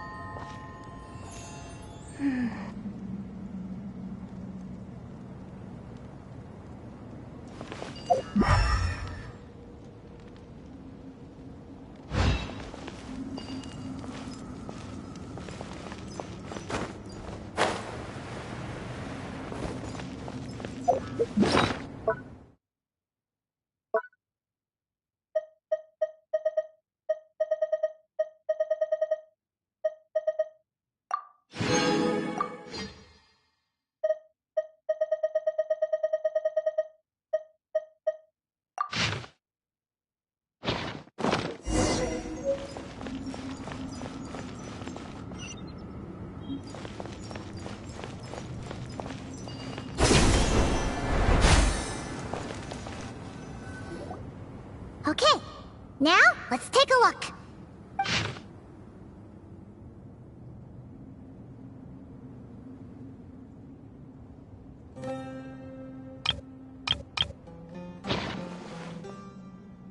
Maybe Yeah, so... an optimist. That's right! This It's almost I only wish that math.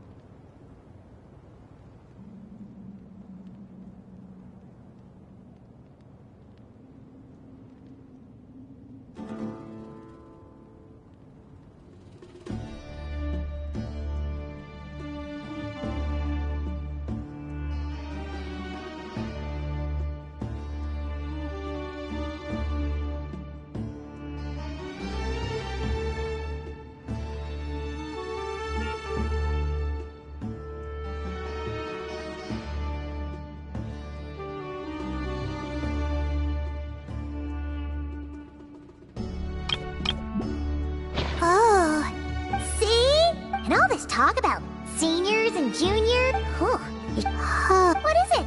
No, I was just thinking. It's good that he helped treat his companion's wound, but it didn't seem like it was out of kindness.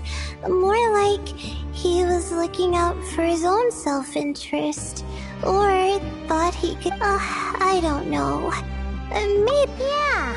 If you're both in this dangerous situation if it were Paimon, she would write... Actually, I find Paimon's approach quite sensible. It makes that way. If anyone came to the rescue... Whoa! Well, Oh, no! It's fine! Anyway, from the... Whoa! The Ibis King. Sorry. Jeez, not again! Stop teasing her, Traveler! You know she was asking about Nefer. Anyway, Nefer's, a friend of ours. And she's... Oh, well, that's not... Legend has it. He also left... Now, but to think, we don't know when these notes were written. But didn't the... Yeah, the notes made it sound like it's... Also, the mention of this form? What is that supposed to mean? I'm not sure. Let's keep reading.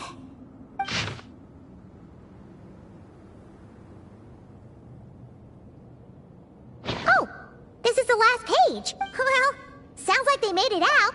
Wait, but it says... Huh. Our friend said something similar. That the Ibis King was a liar. And the notes did make it seem like something wasn't quite right with him. Maybe he wasn't one of the 7 pillars at all, but some kind of con artist.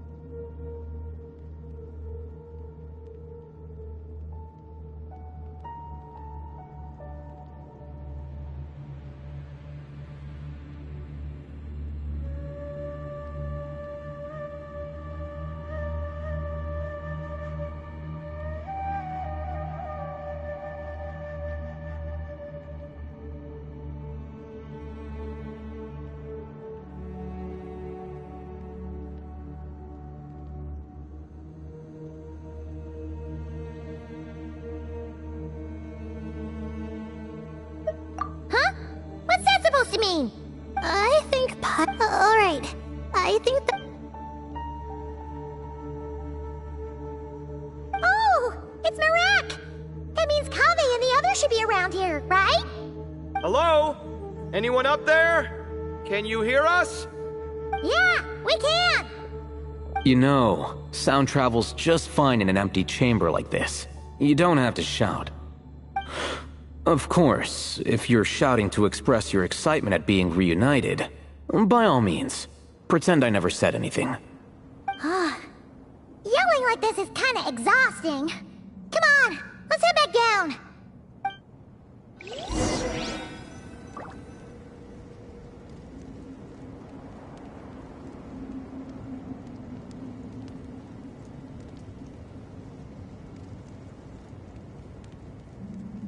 My legs are so sore.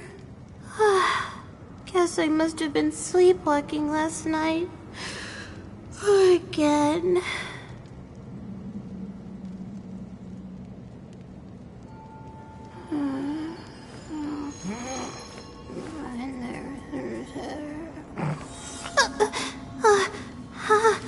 How did I do that?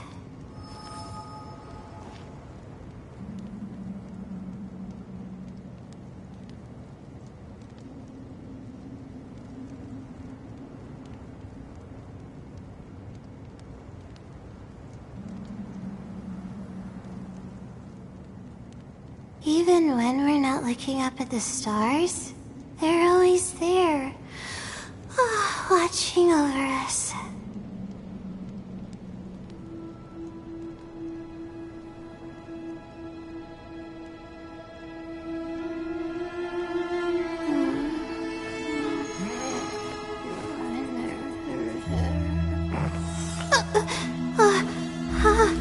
How did I do that?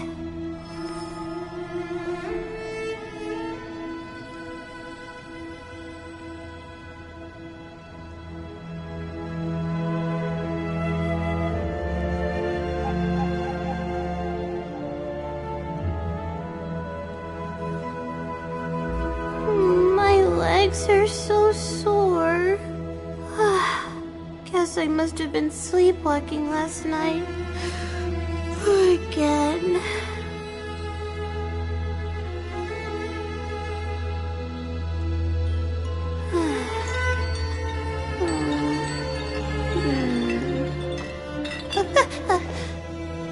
Okay.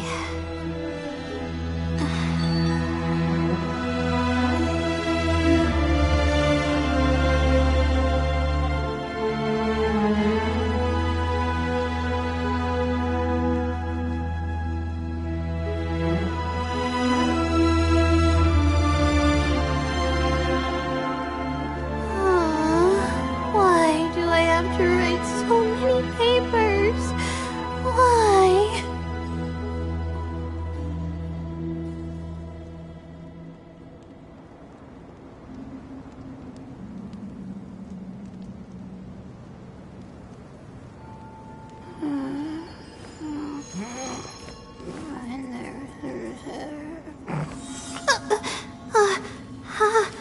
How did I do that?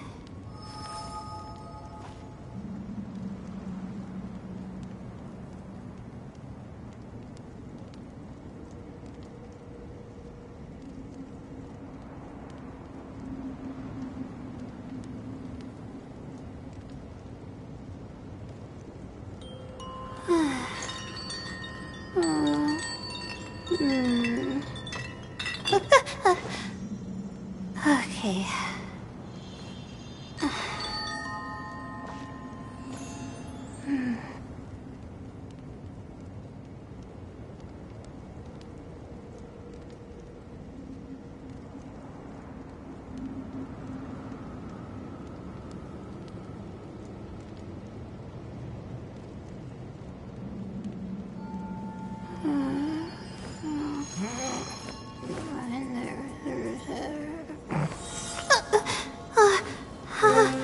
How did I do that?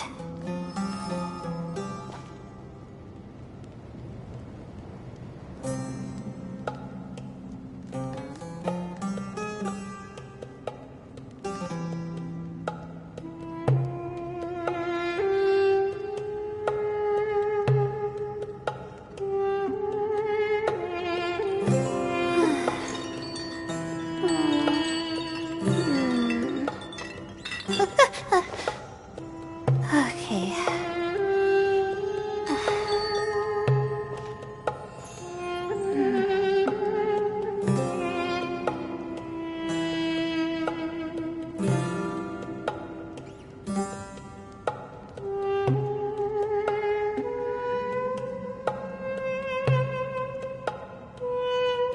Even when we're not looking up at the stars, they're always there, watching over us.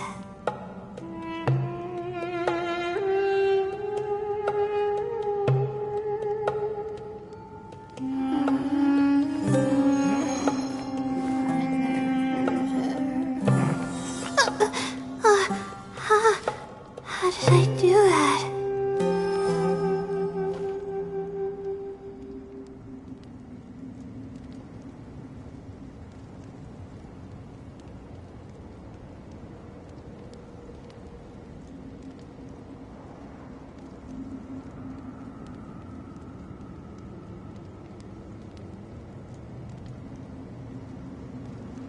My legs are so sore. Guess I must have been sleepwalking last night. Again.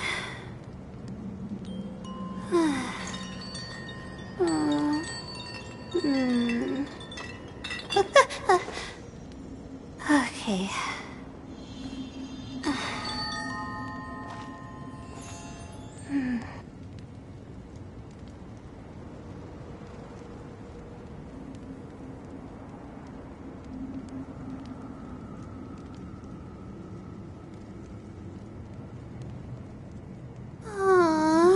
Why do I have to write so many papers? Why?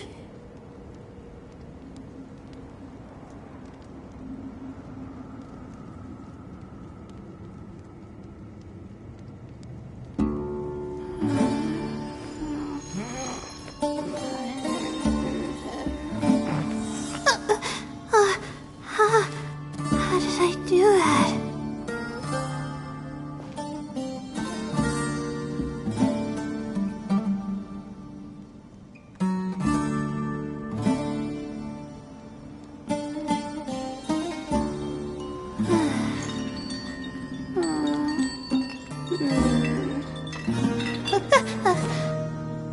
Okay.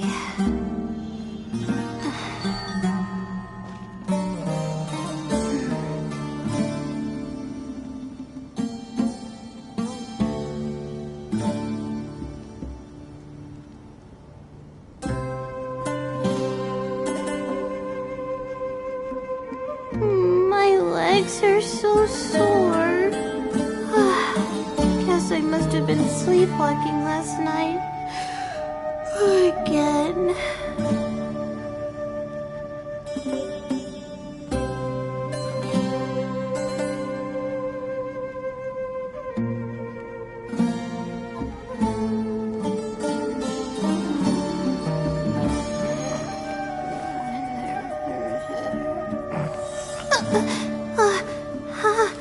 How did I do that?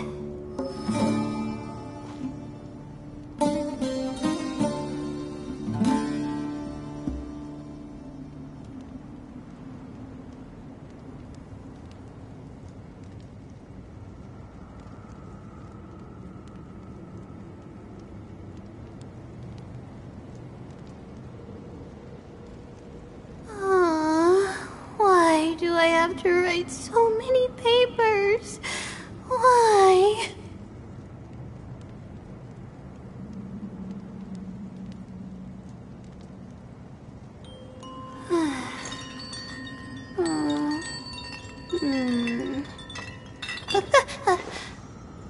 Okay.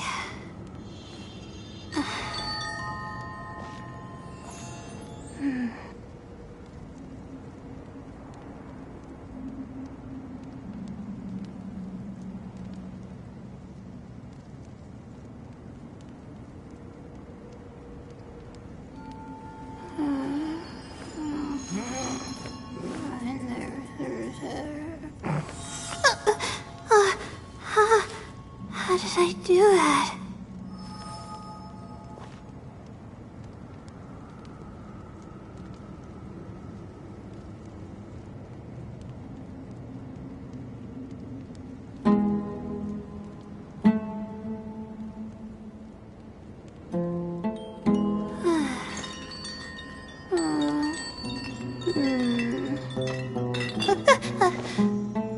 Okay.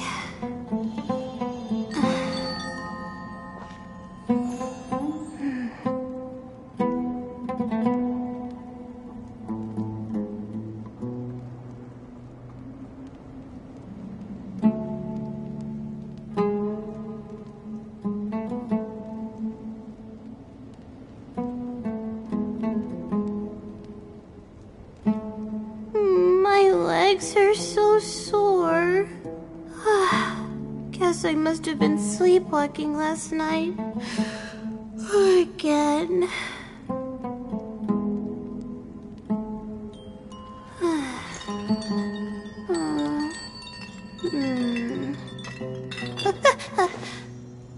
Okay.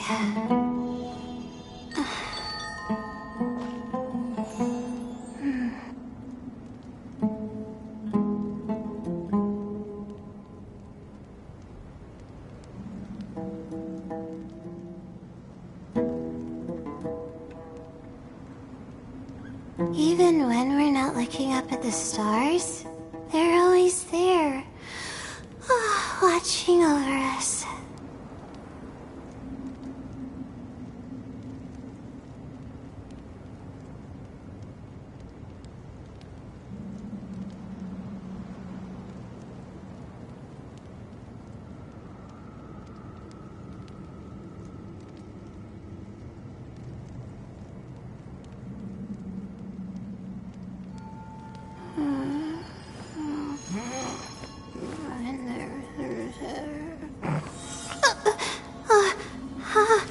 How did I do that?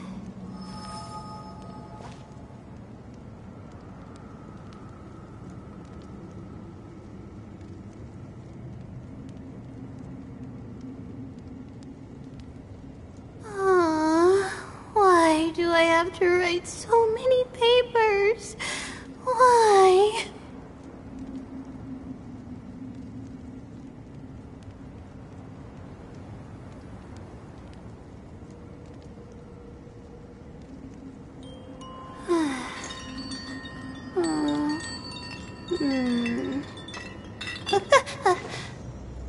Okay.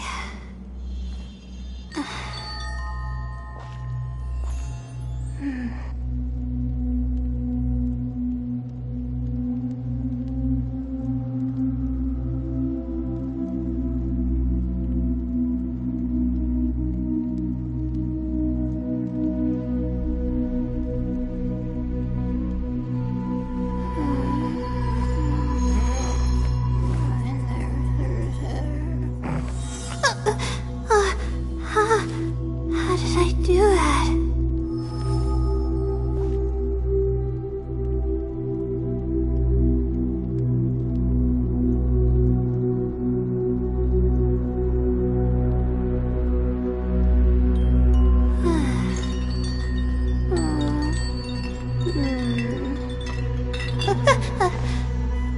Okay.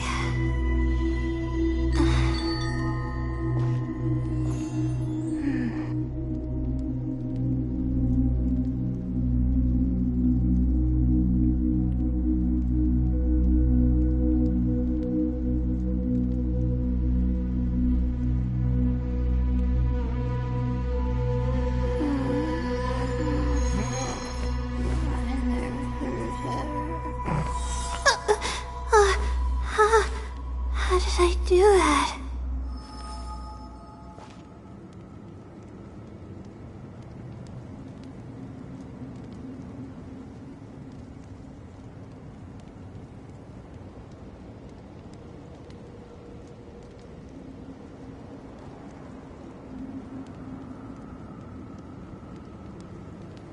My legs are so sore.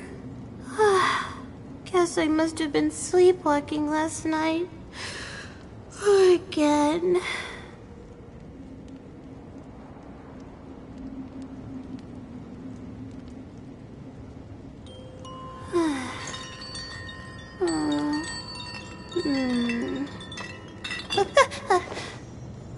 Okay.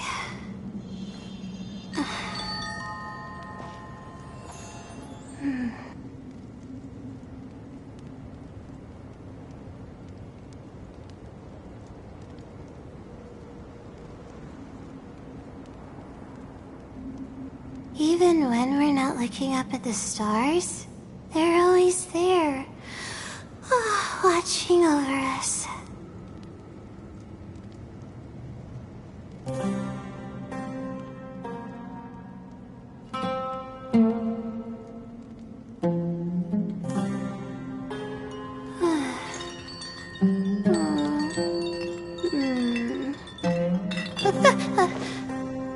Okay.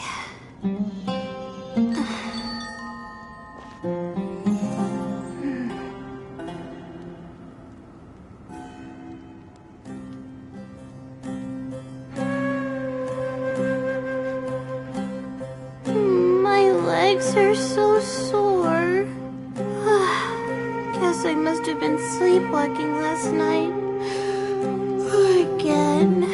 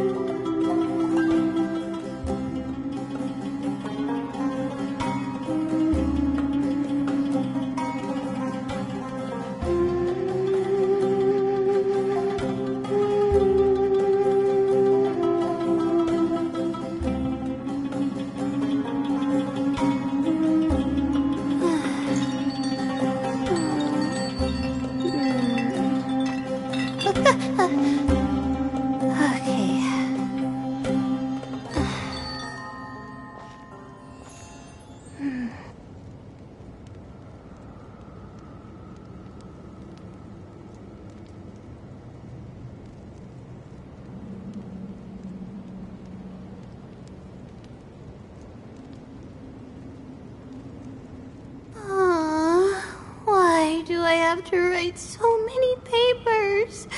Why?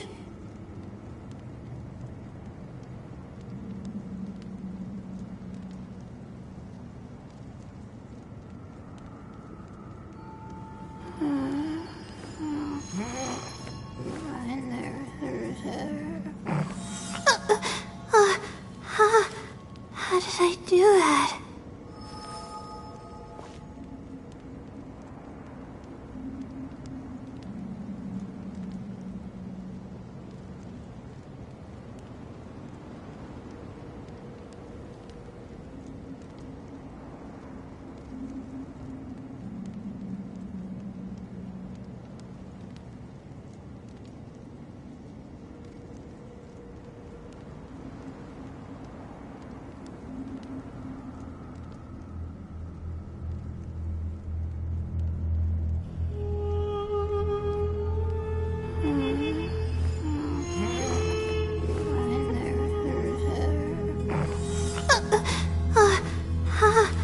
How did I do that?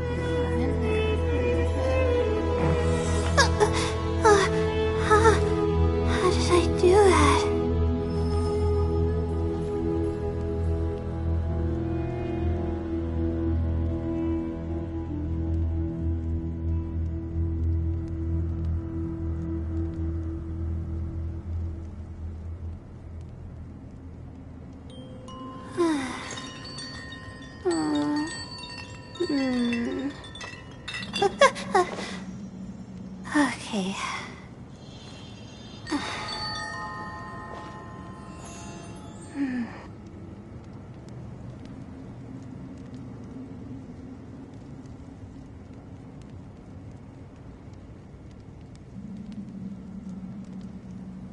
Even when we're not looking up at the stars, they're always there, watching over us.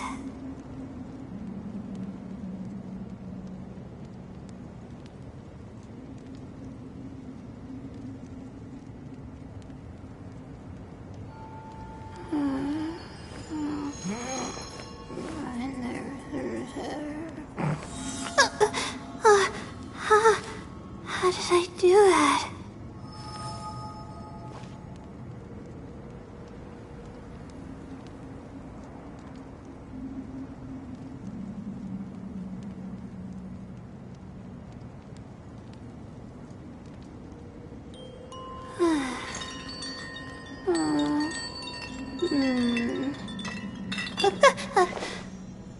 Okay.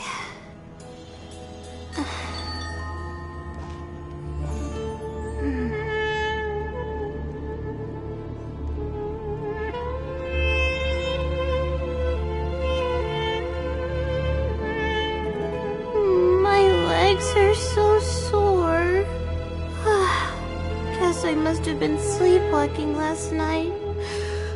Again.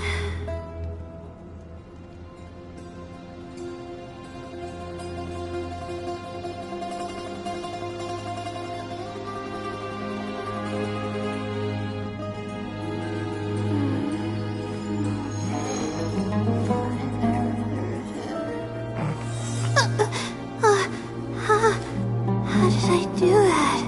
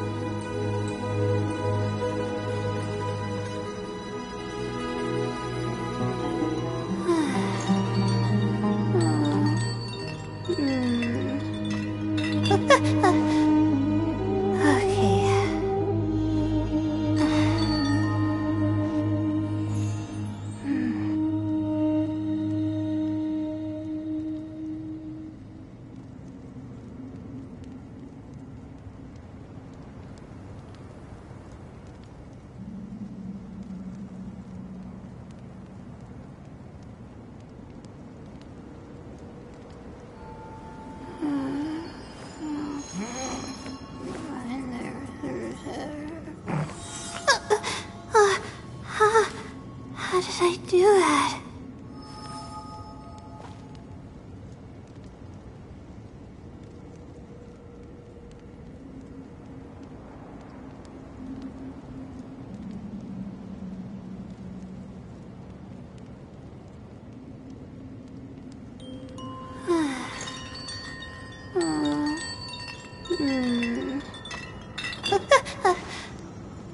Okay.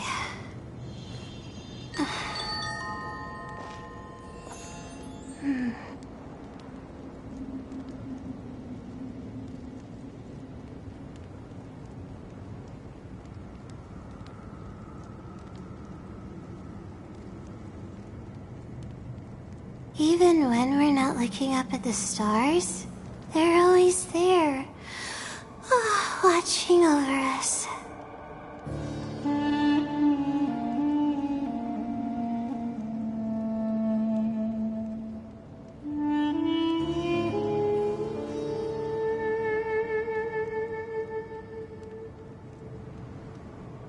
My legs are so sore. Guess I must have been sleepwalking last night. Again.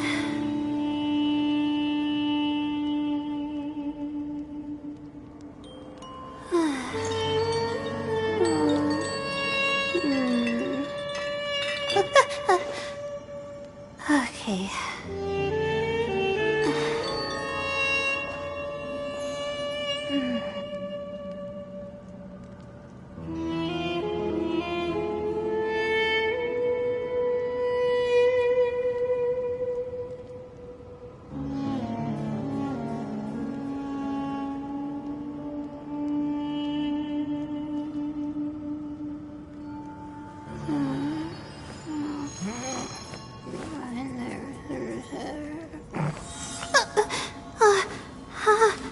How did I do that?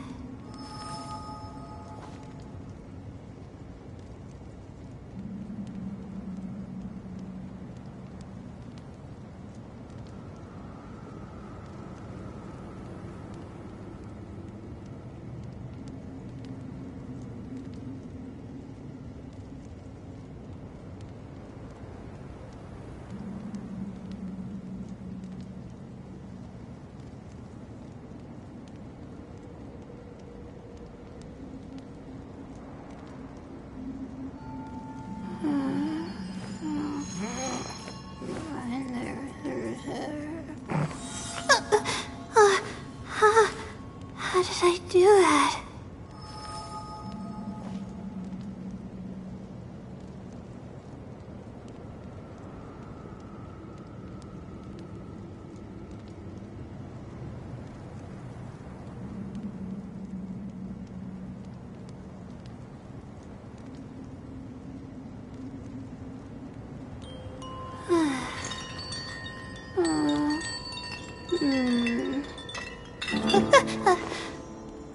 Okay.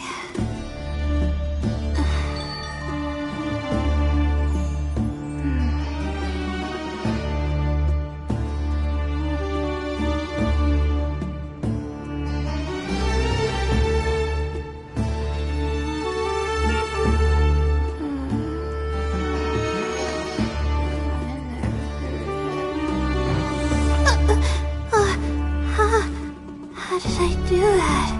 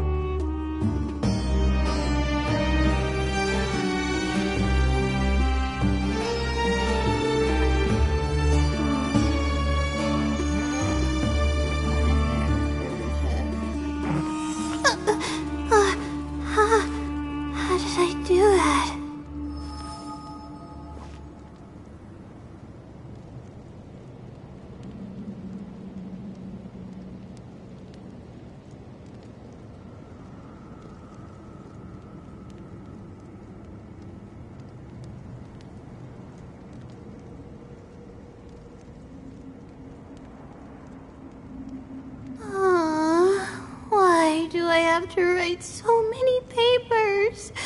Why?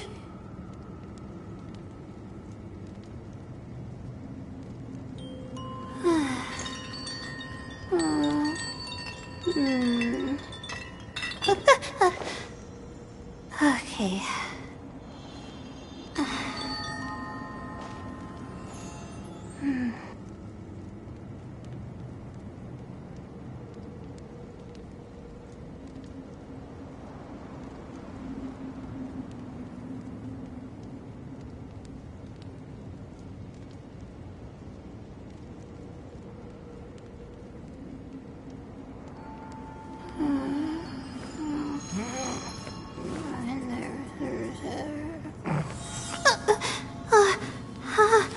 How did I do that?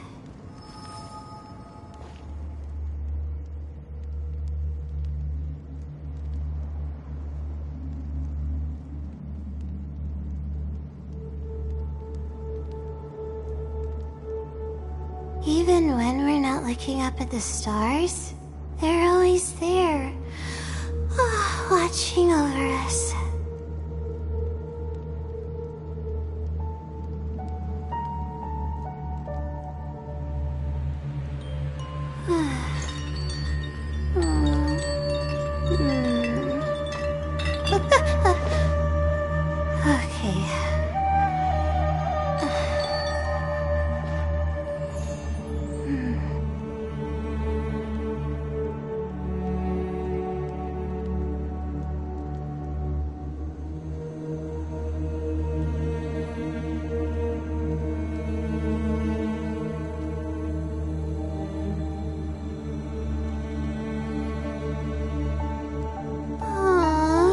Why do I have to write so many papers? Why?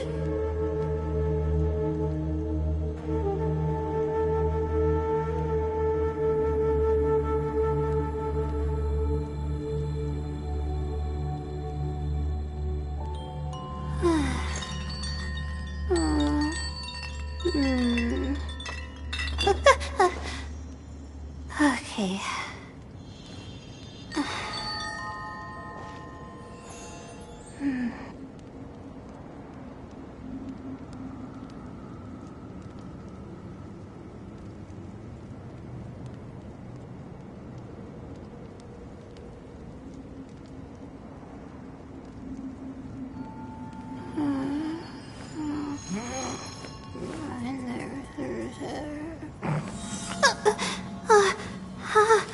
How did I do that?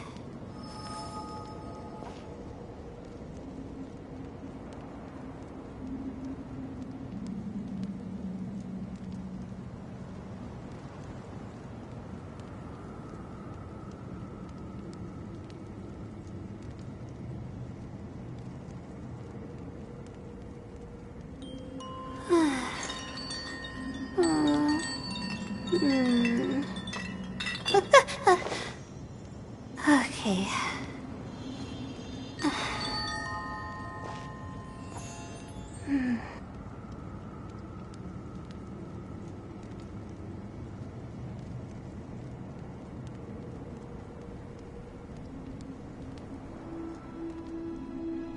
My legs are so sore. Guess I must have been sleepwalking last night. Again.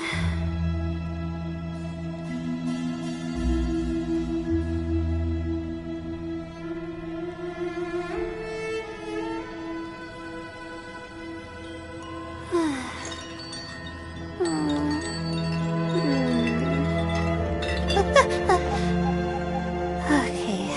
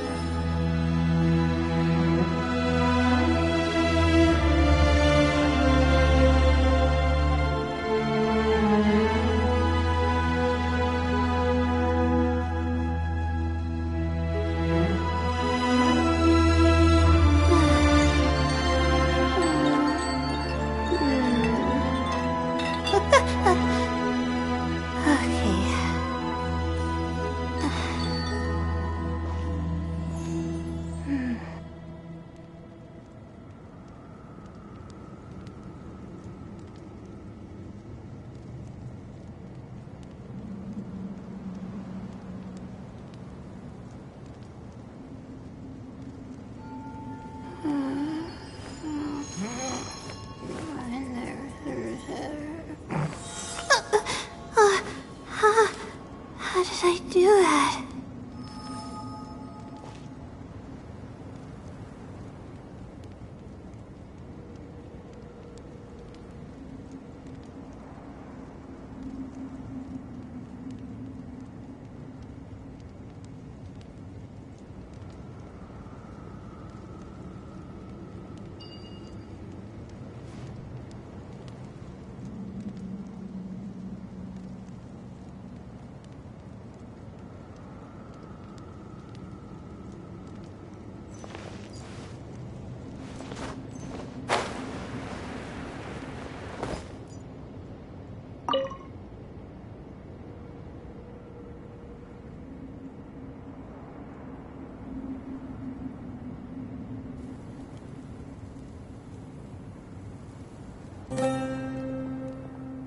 Wow, we all ended up in the same place, huh?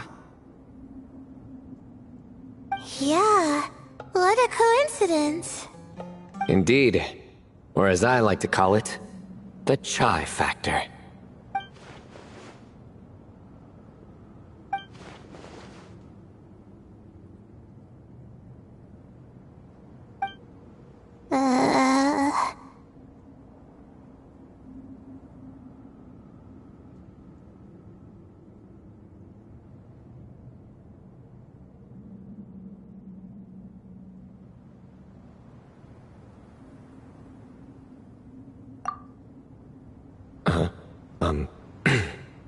No reply? Just say it. All right. Because it's spiced to sweet. Oh, hey, Wait, what? What are you looking for? A place to sit and read. Oh, great. Well, looks like everyone made it through. Let's take this chance to get some water. Yeah, let's debrief.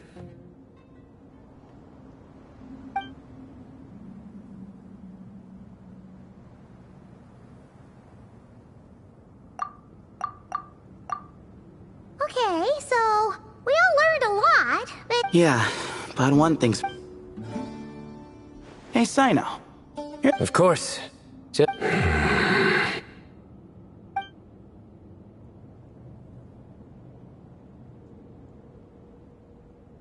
Just kidding.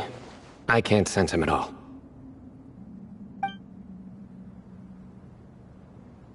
geez, Sethos.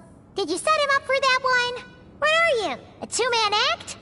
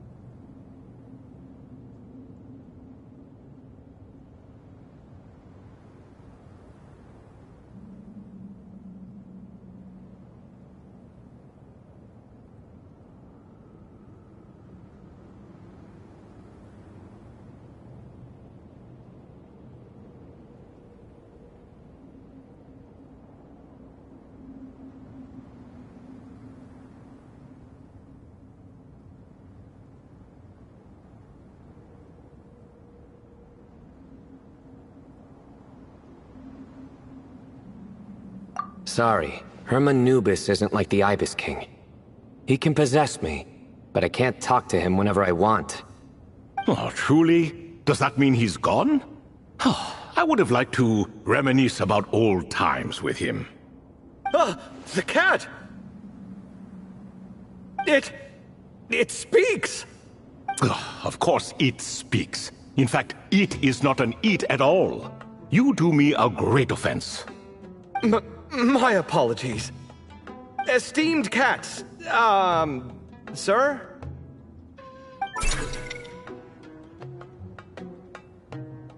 Oh, this little contraption is still here. Contraption? No, this is Marak. Which means you do his assistant a great offense. Huh? Well, I didn't mean... Well, I apologize.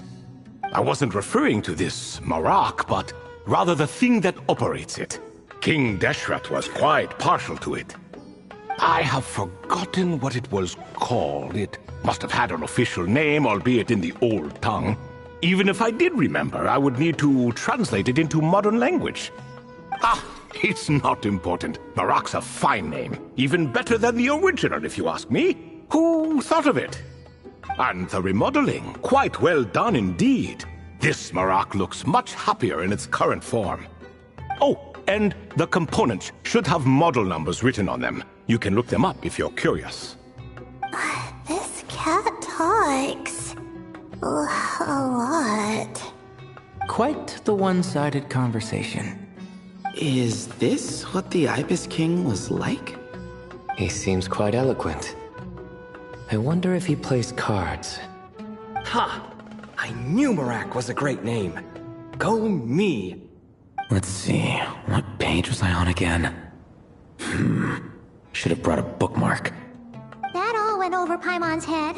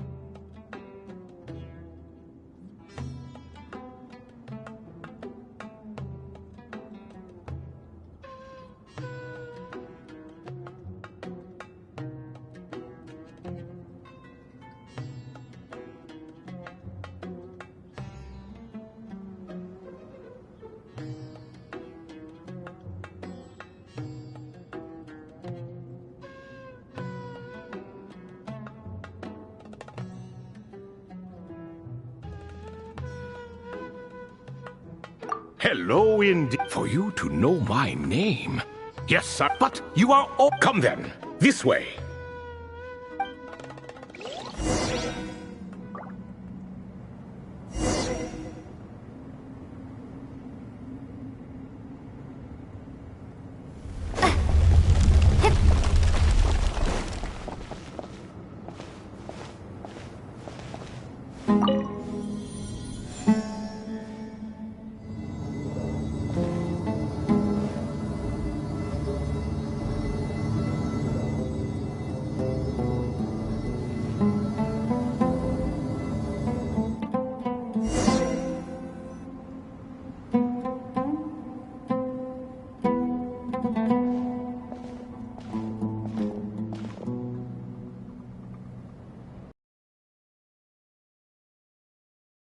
Humble abode. Oh, your house sure is spacious, Lord Ibis King. I fear it's not quite what it used to be. In fact, it has long ceased to be my home at all. It belongs to the descendants of the cats I once raised. Such adorable creatures, aren't they? Take the one I'm borrowing here, for instance. A chubby fellow with such... Anyway, tradition dictates that a special guest such as yourself be presented with a gift. Alas, it's a first-come, first-served basis, you see. I fear with the passage of time, none are left. What? So the treasure's gone already? Treasure, you say? Not an inaccurate description.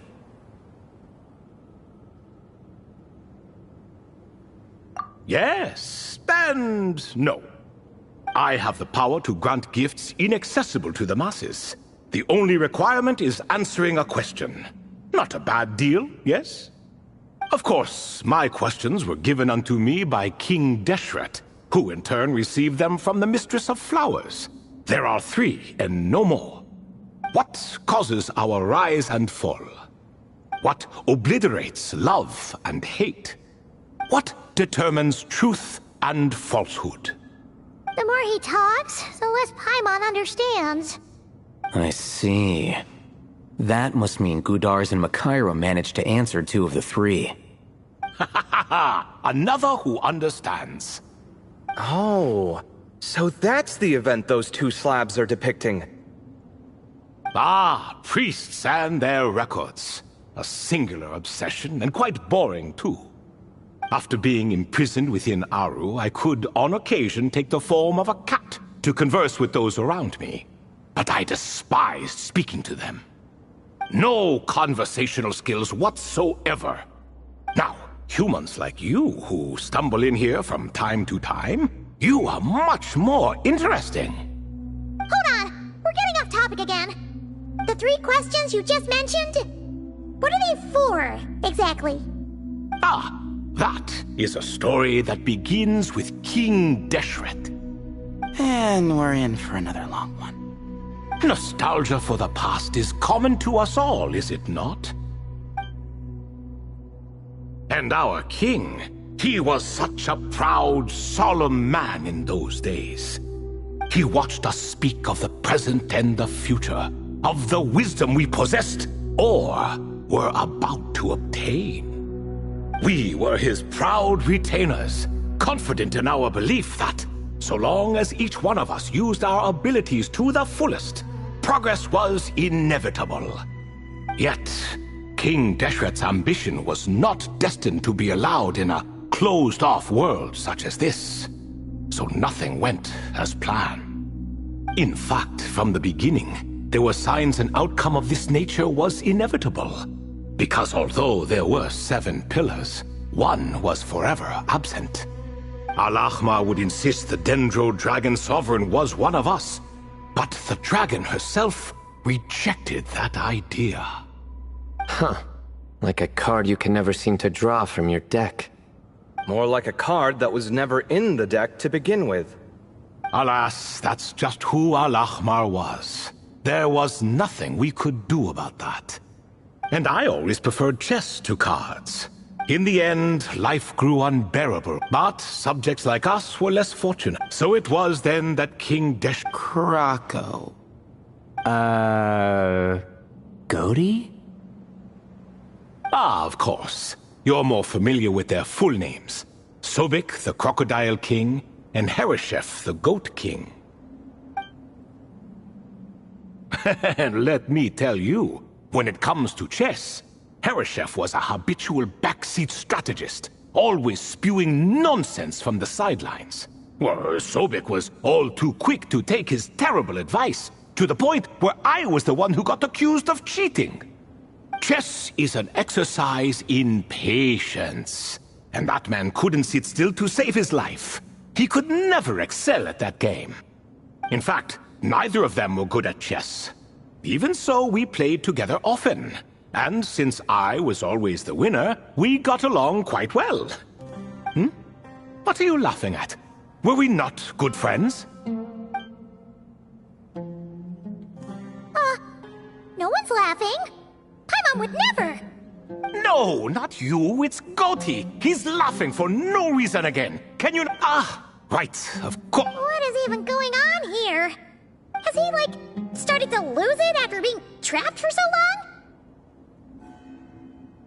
That does happen to prisoners serving life sentences. Speaking of which, how's Azar doing these days? I doubt he's doing much of anything. Just what I wanted to hear. What is the meaning of this? You doubt my words? I have half a mind to not talk at all. Oh, no. They're not questioning you, Lord Ibis King, just discussing other things. Please, continue. In that case... Where were we? Getting to the part about the 3 questions. Hopefully. Ah yes, we're almost there. Before I entered Aru, King Deshret said I could be released from my eternal seal if I chose humans who could provide the correct answers to those 3 questions. The first person who caught my eye was Gudars. I asked him, what causes our rise and fall? He answered, conspiracy and betrayal, for it renders the righteous and wise unable to succeed, and thus nations fall. I found his answer quite interesting, so I bestowed upon him the power to deceive. The second human I chose was Makaira. I asked her, what obliterates love and hate? She said unto me, I have nothing left to lose. Vengeance alone can quench both love and hate. I found this to be another fascinating response, so I granted her the power to be loved. But both of them ended up... Now then, young one, riddle me this. Did their answers point to this fate, or was it the power I bestowed upon them that determined their end? I'm just an observer who doesn't understand their circumstances, so I can't answer. A clever reply. I do not wish to comment either. It is all in the past at this point. My only wish was for their answers to be acknowledged by King Deshret's rules, and bring me one step closer to freedom. As for the final person, her fate remains to be seen, so I will not reveal her name.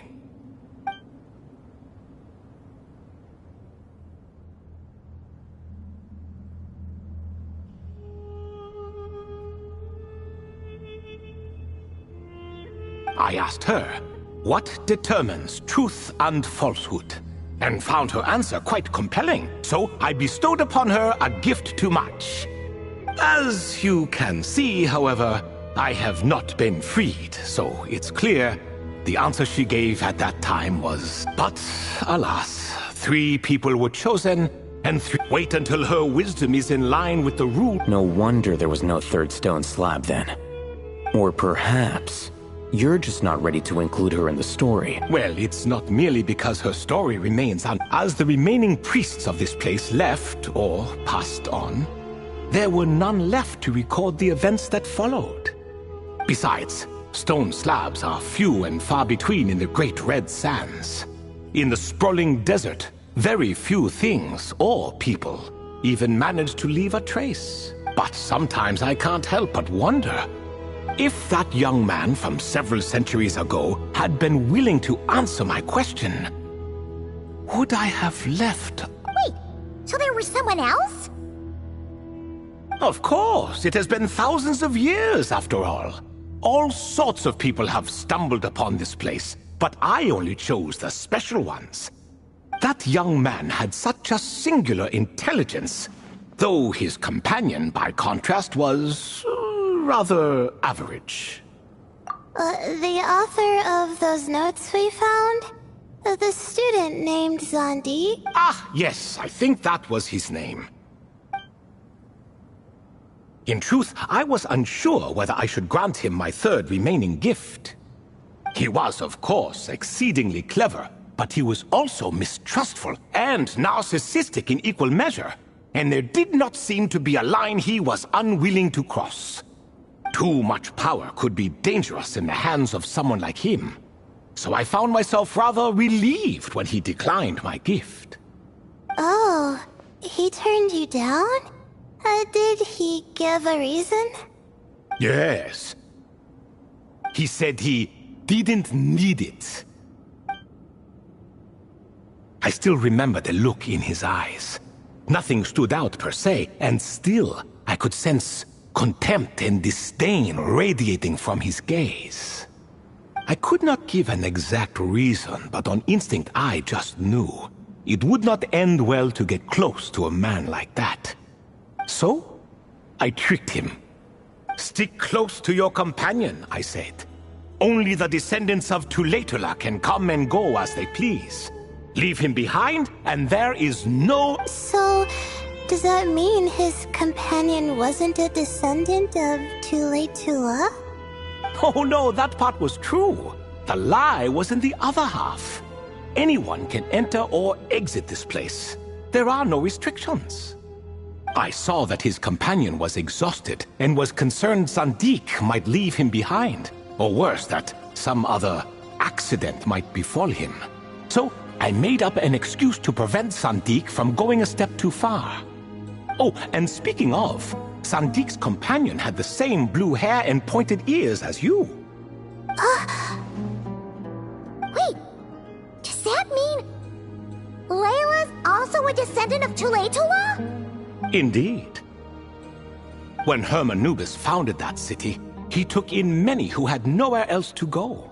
Today their progeny are scattered to the four winds, and indeed are far more numerous than I could have imagined. So the person you protected could have been my ancestor. Yes, yes. You're very welcome for that. Could I ask another question, Lord Ibis King? Of course. I have nothing but time, I'm afraid. Did you also save me and a man named Jur? I did. You two were quite unlucky bumping into a device King Deshret once used to measure human brain power. That contact caused more knowledge than you could handle to flood into your minds. So I replaced that knowledge with simpler, repetitive information. Of course, the side effect being the same thought repeating over and over again in your mind, but that should resolve itself in time. How many moons are there in the sky? Yes, that was the phrase I used in your head. I forgot the other one, though. I believe it had something to do with food. Both were spur-of-the-moment decisions, so no need to dwell on the meaning too much. Oh, I see. Thank you, Lord Ibis King. As I said, young one, you are most welcome. If you're inclined to return the favor, perhaps you could turn off that device so no one else can trigger it? There's only so much a cat's paw can do, so I'm afraid this is something I must leave to you. Or Marak, I suppose. Oh, splendid! Another one bites the dust. Such is the fate of things here. Day by day, little by little, the remnants of ages past For that reason, the gifts of bygone eras, be they tied to your blood or technological in nature, are not to be revered. Disrespectful?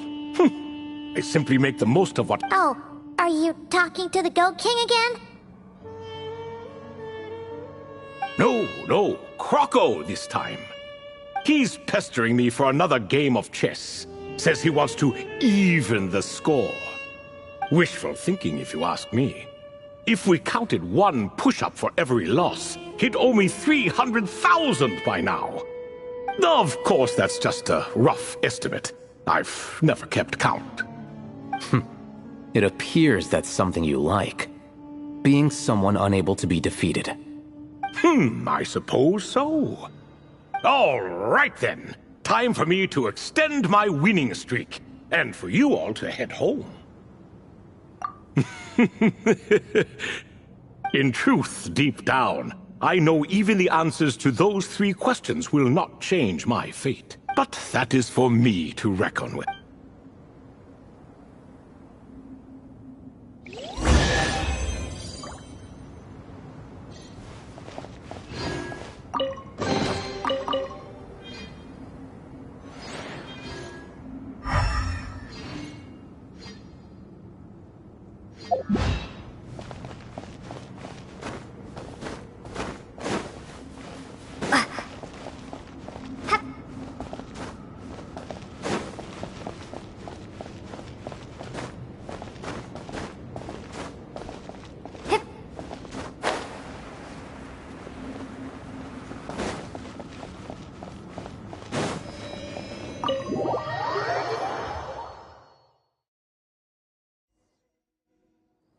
Excuse me, do you even know what time it is? I've harvested 3 crops of tomatoes while you've been gone. You're exaggerating, Professor. I'm making a point. There's a difference. Sincerest apologies for keeping you waiting, Professor. See, that's what I call manners. Now, are any of you hurt? Nope.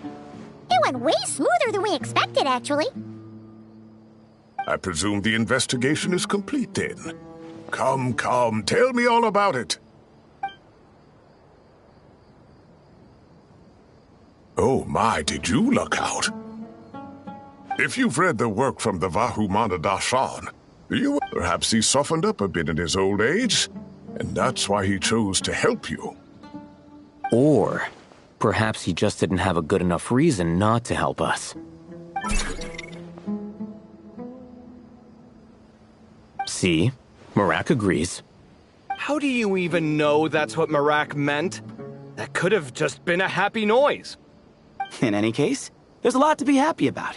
We figured out what happened to Layla and Jur, and there were some unexpected takeaways too. Yeah, I never expected to learn about my ancestry. I've always thought of myself as just an ordinary student. I never would have even considered something like that could be true. Come to think of it, our ancestors might even have been friends at some point. Huh? You're right. Maybe I should take a trip back home to see if I can find any records about that. Oh, I was just throwing that out there. I wouldn't want you to go to the trouble. It's fine. My advisor gave me a break, and I still have a few days left, so... Oh, wait. My study topic. I haven't made any progress at all. Right. Couldn't you help her, Professor? Huh? No, I could never. Me, you say? I'm from the Spatamar Darshan, and I don't think that Nephis or Zahahadi researched the stars. All I have to offer are my homegrown tomatoes. Although I suppose it's not impossible. I can ask a few old friends to recommend some interesting topics. You really don't have to. It sounds like a lot of work. Hardly. A few passing questions while we water the plants? It's no trouble at all. Thank you so much. Of course. Now it's getting late, and you all must be tired. Let's wrap things up here. Some say desert nights are the sun taking mercy on us after the heat of the day.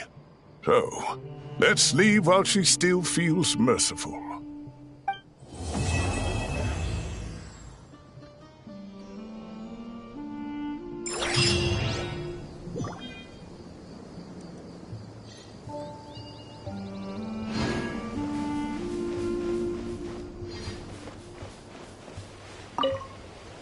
You made it back safe and...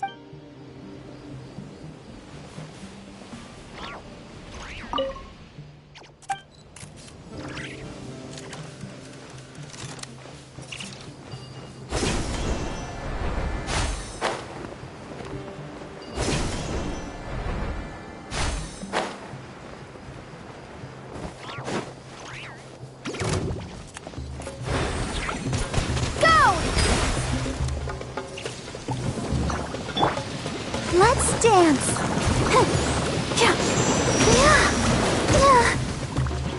Our bond is strong.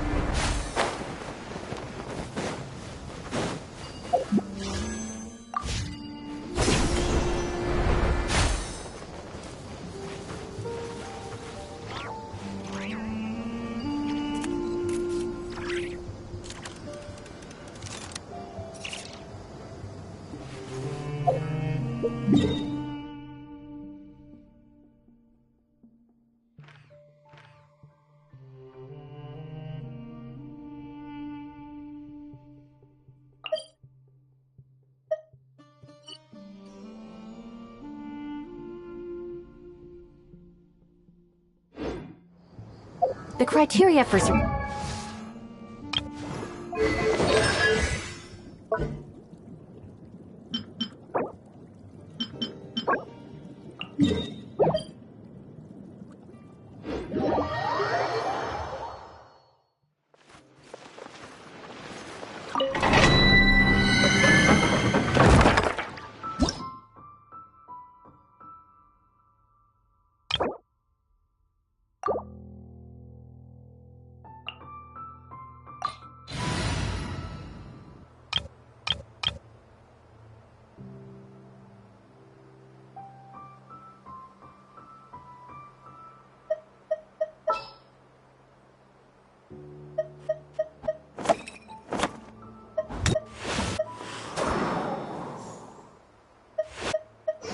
No need to fret. I shall handle this. I can't wait any longer!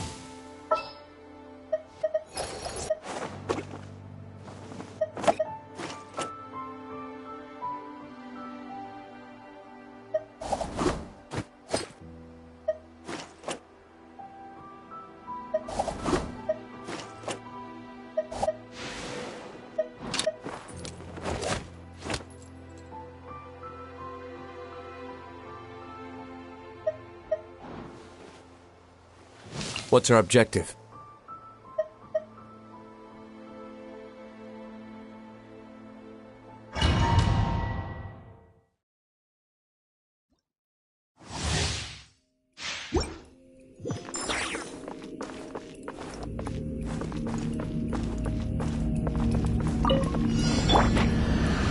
Nice and spicy! wind knows me. As one with wind and cloud.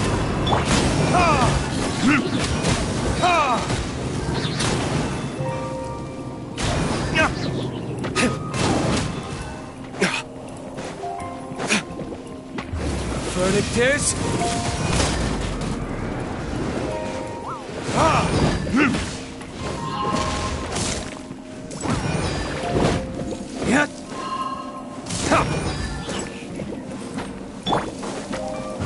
One with nature. Stay focused.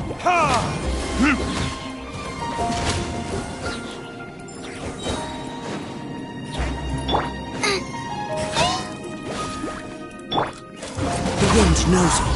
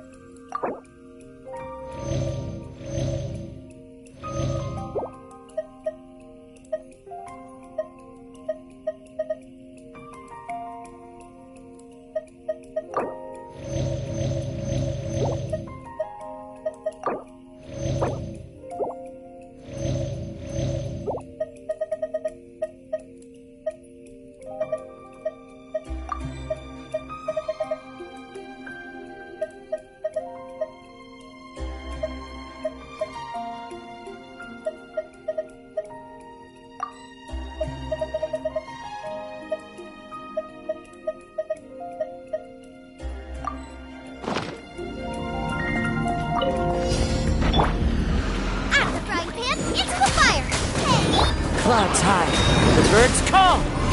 Into the wind.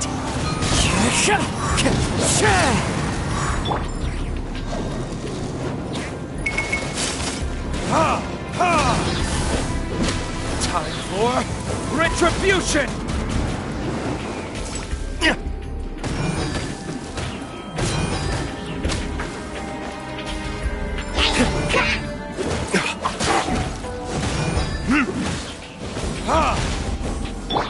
Transfixed.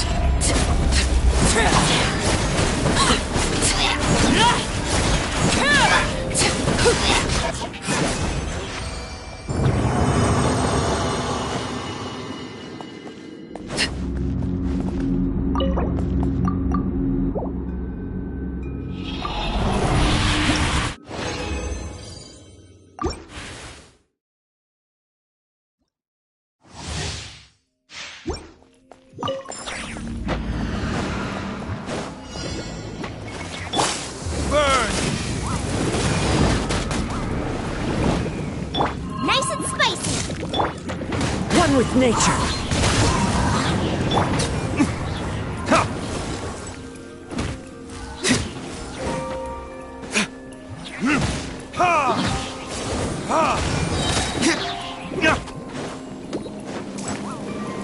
Time for retribution!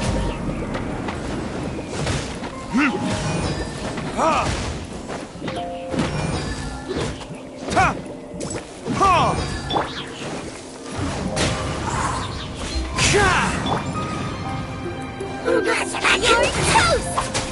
Out of the frying pan, Laid bare. Witness my rise.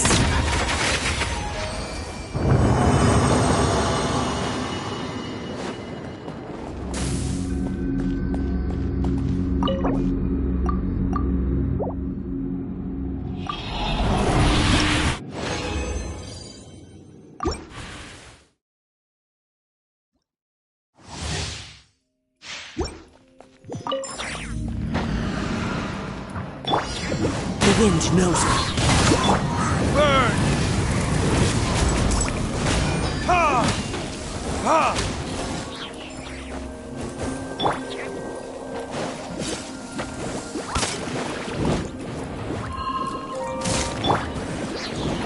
Into the wind. Fallen leaves, adorn my night! Time for retribution! Ha!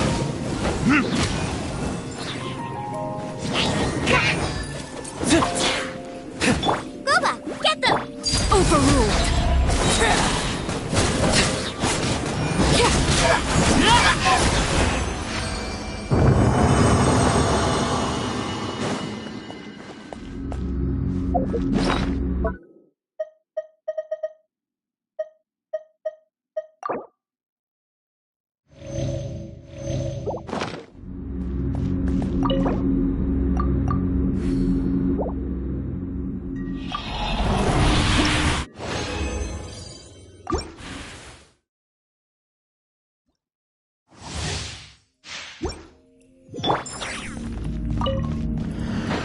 Nice and spicy!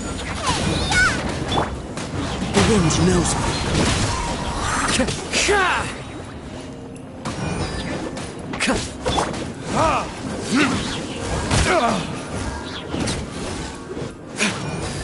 Burn! Ha! Ha!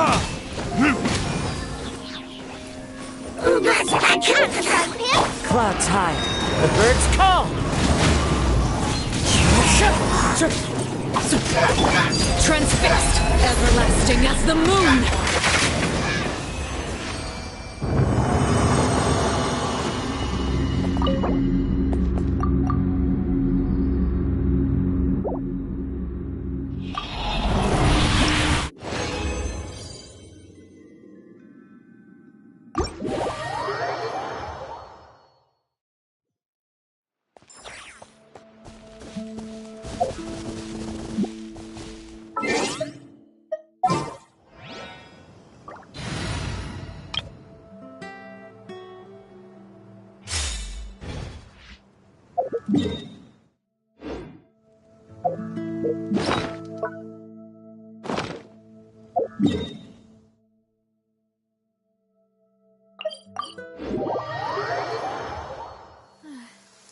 It's raining again.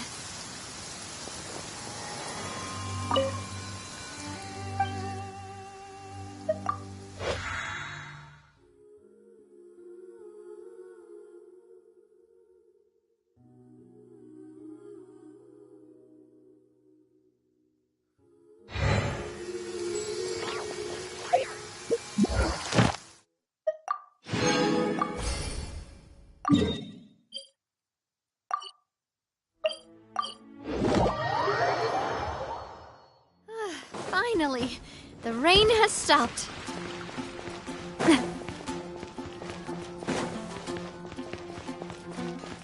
Ad Astra. Thank you for complete. Ad Astra.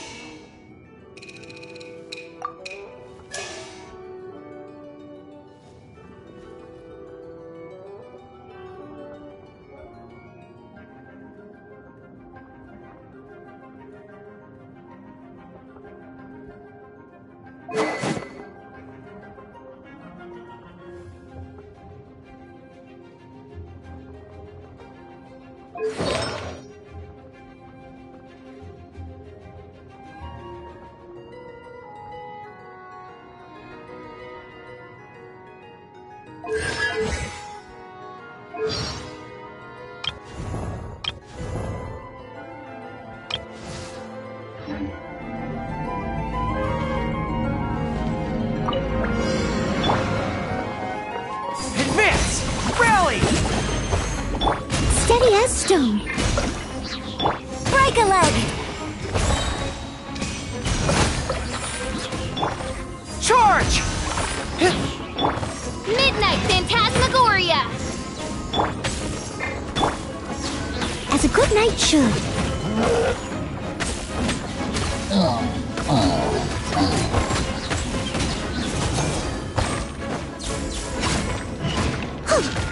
How's this? To the fairy? One more. Press the advantage! I must leave no stone unturned. By royal decree!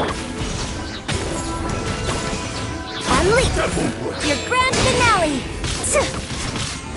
Time to clean up!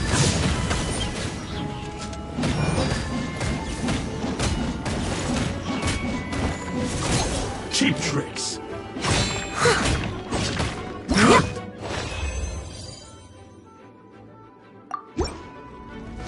Leave it all to me. Yes. Shadow Raven, let night fall!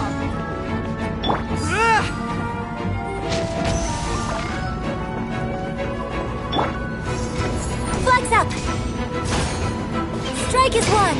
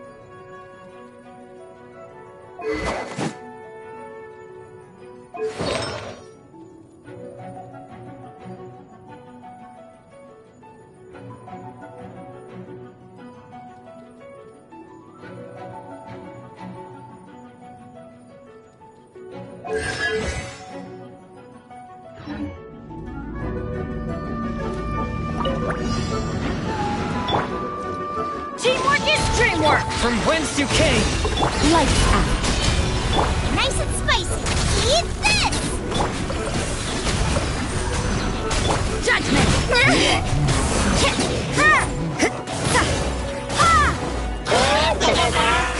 You can't run!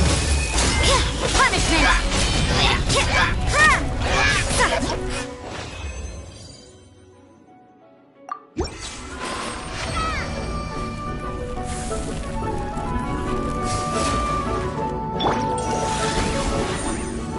Submit for judgment! Everybody stand back! Huh? After frying pan, into the fire! Hey, yeah! Ha! Yeah!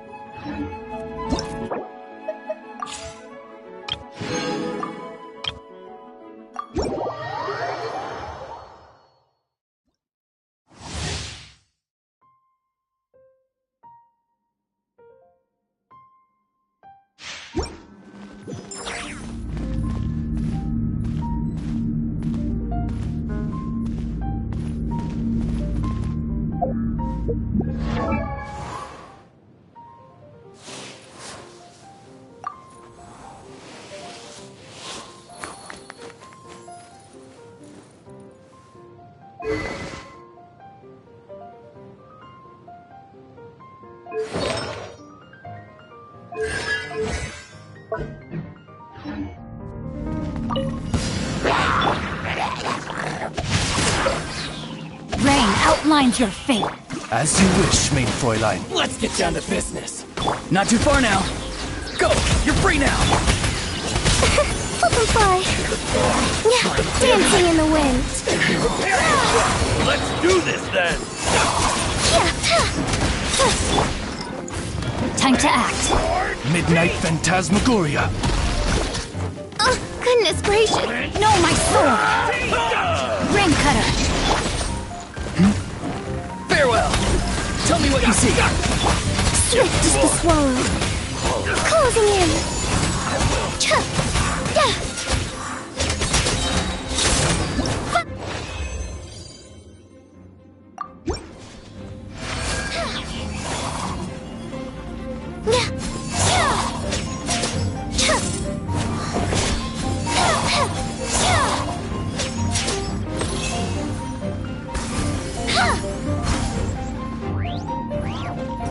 Ills be gone.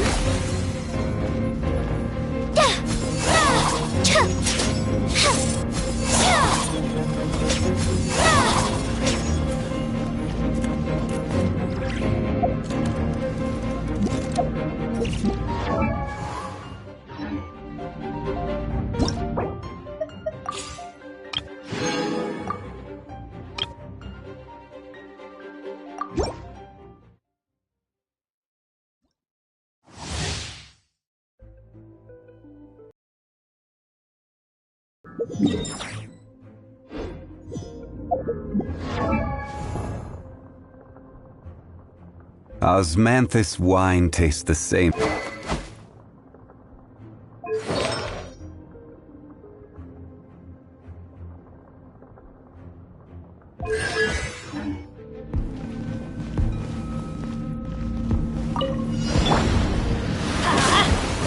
in!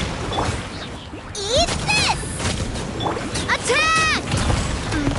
That's umbrella warfare, I guess. This is order.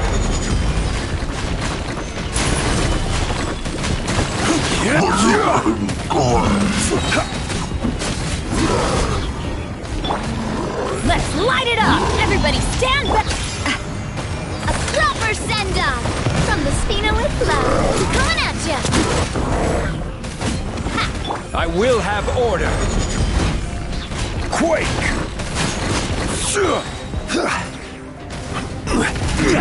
Rise! You're toast! Nice and spicy! Teamwork is dreamwork! Attack! Coming at ya!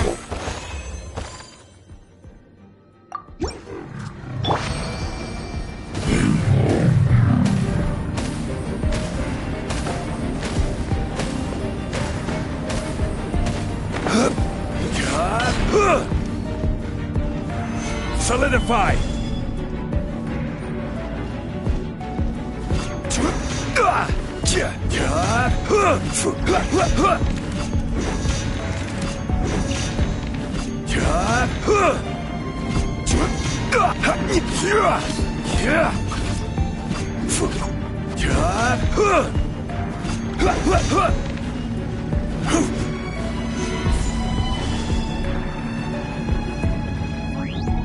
Order guide you.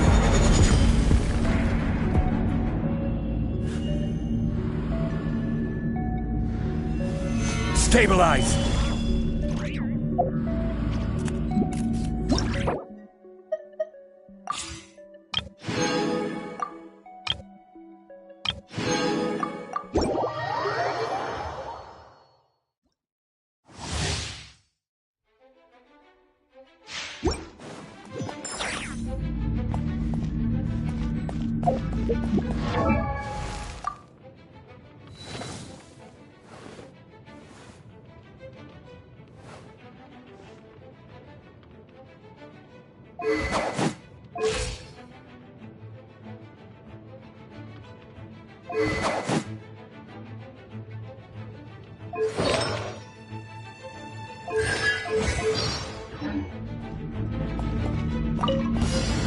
Let's get down to business. Everybody stand back!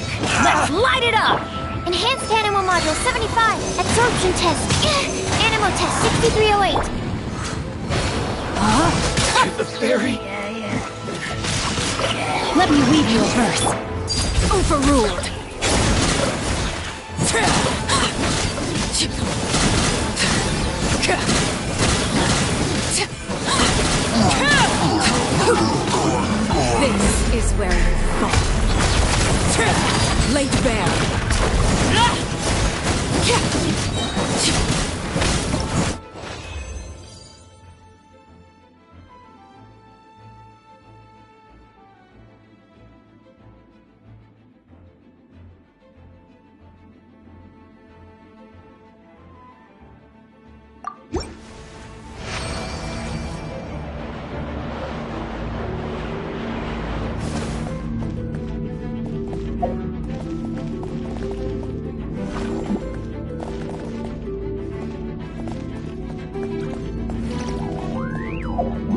My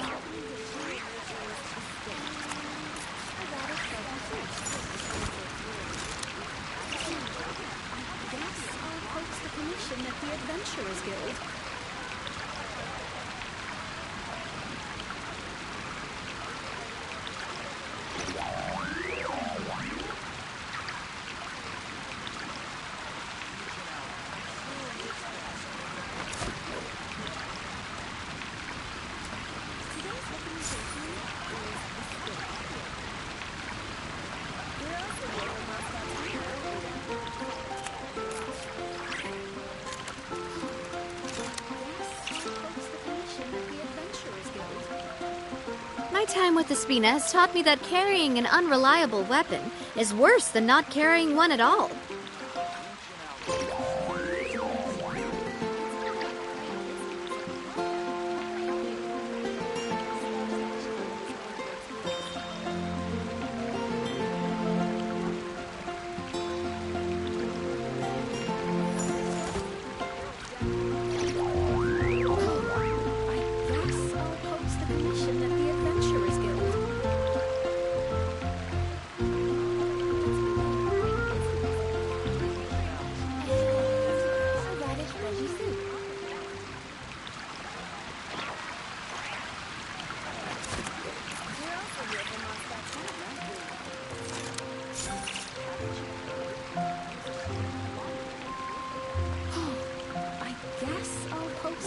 At the Adventurers Guild.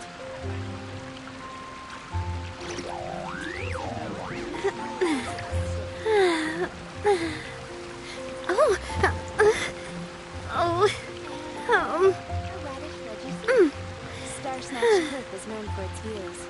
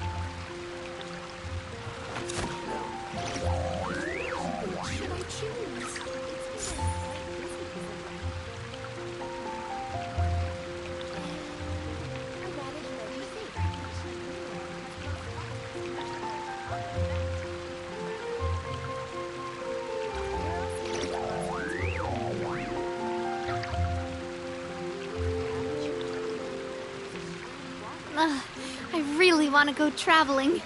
I don't mind where we go, as long as I have my friends with me.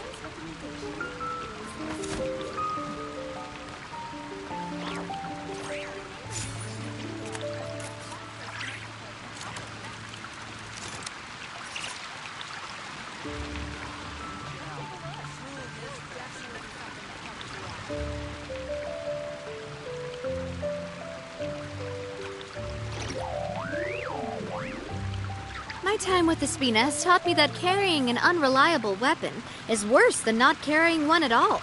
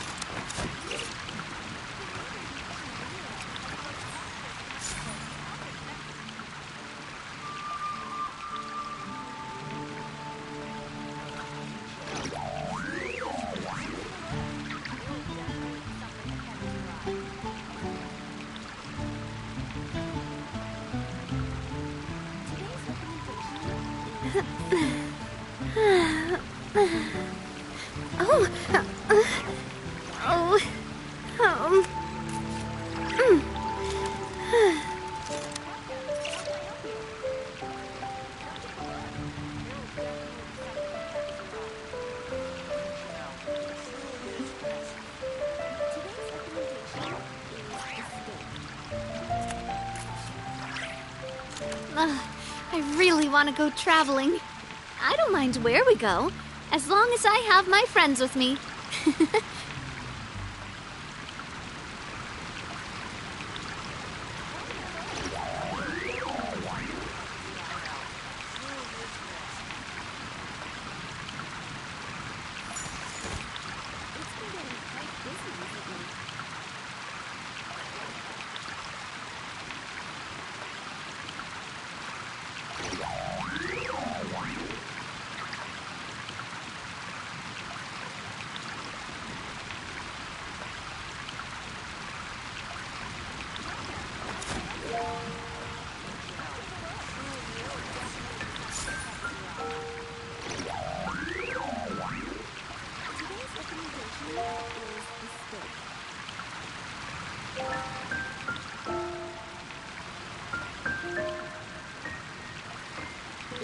My time with the Spina has taught me that carrying an unreliable weapon is worse than not carrying one at all.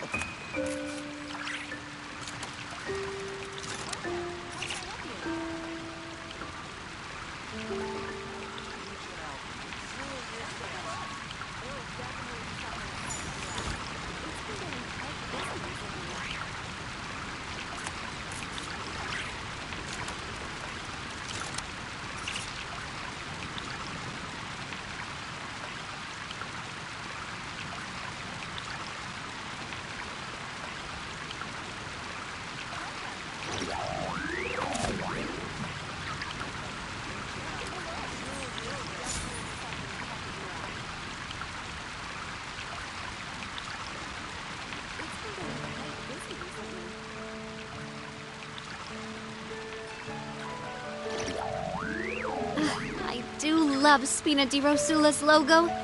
It was designed by my mother. Have you noticed how it's shaped like a heart?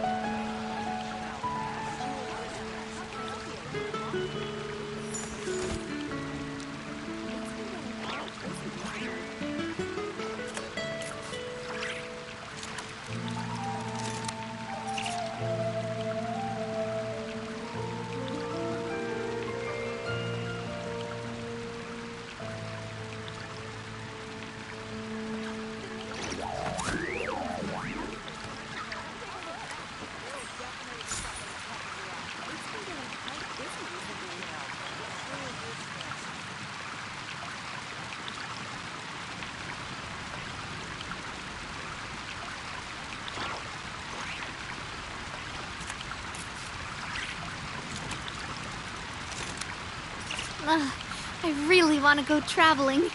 I don't mind where we go, as long as I have my friends with me.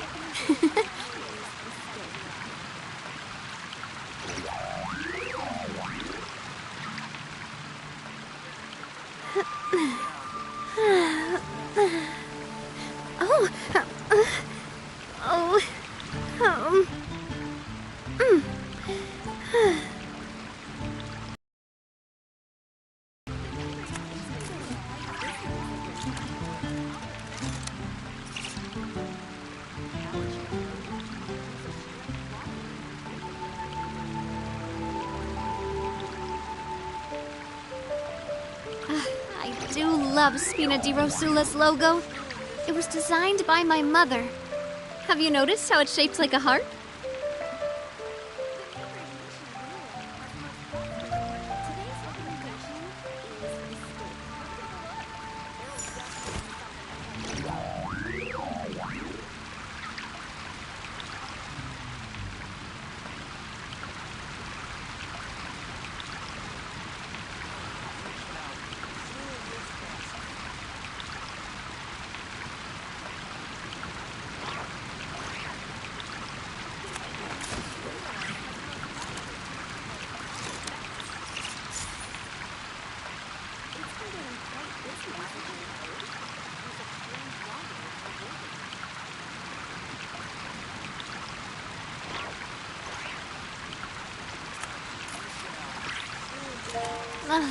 I really want to go traveling.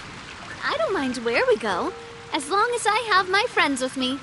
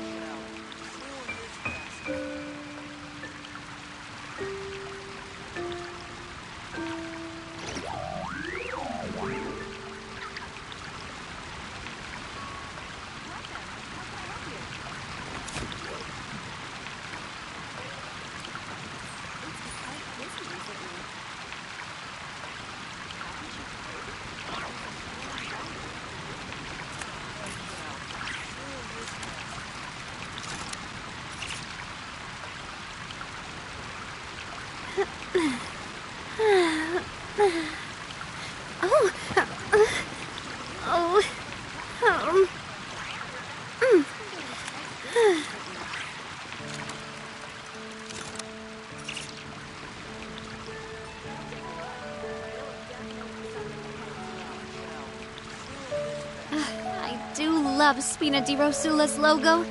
It was designed by my mother. Have you noticed how it's shaped like a heart?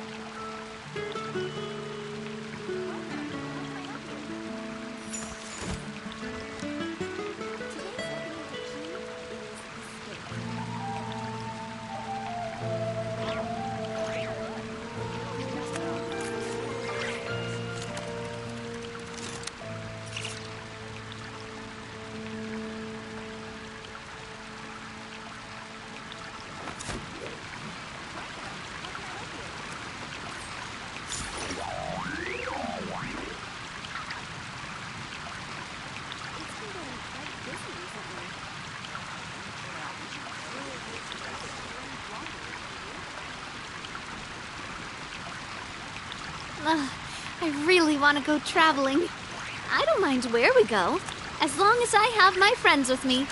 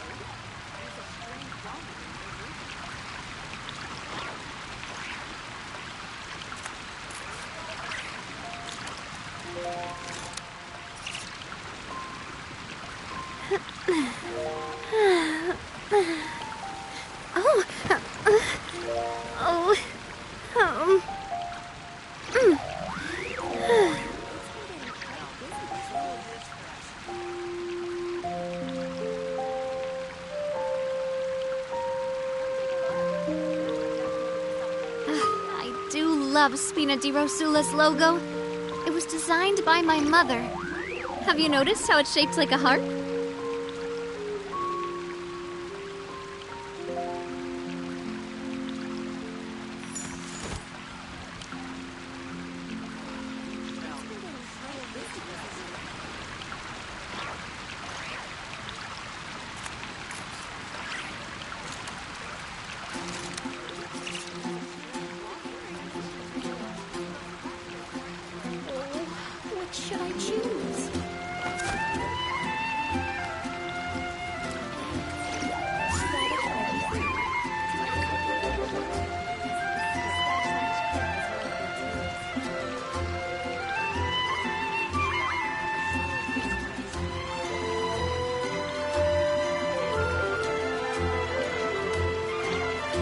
My time with the Spina has taught me that carrying an unreliable weapon is worse than not carrying one at all.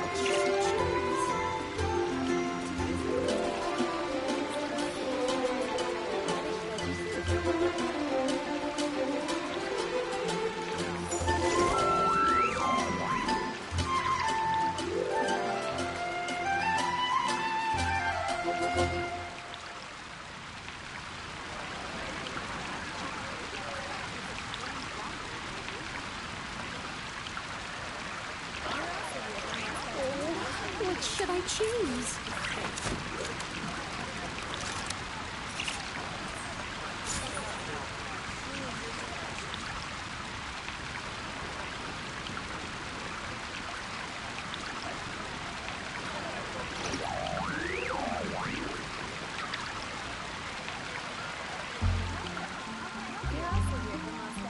I do love Spina di Rosula's logo. It was designed by my mother. Have you noticed how it's shaped like a heart?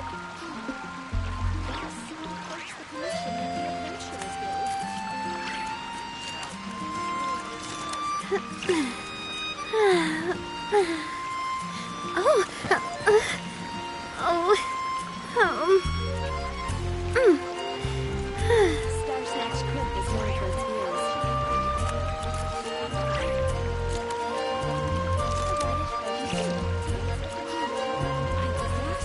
Post the commission at the Adventurers Guild.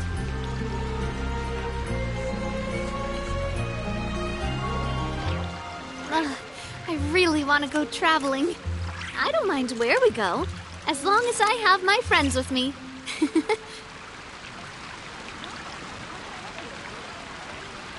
Snatch Crib is known for its views.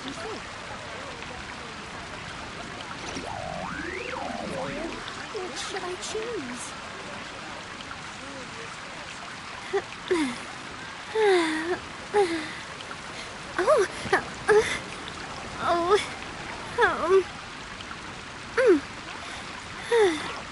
Star Snatch Crib is known for its views.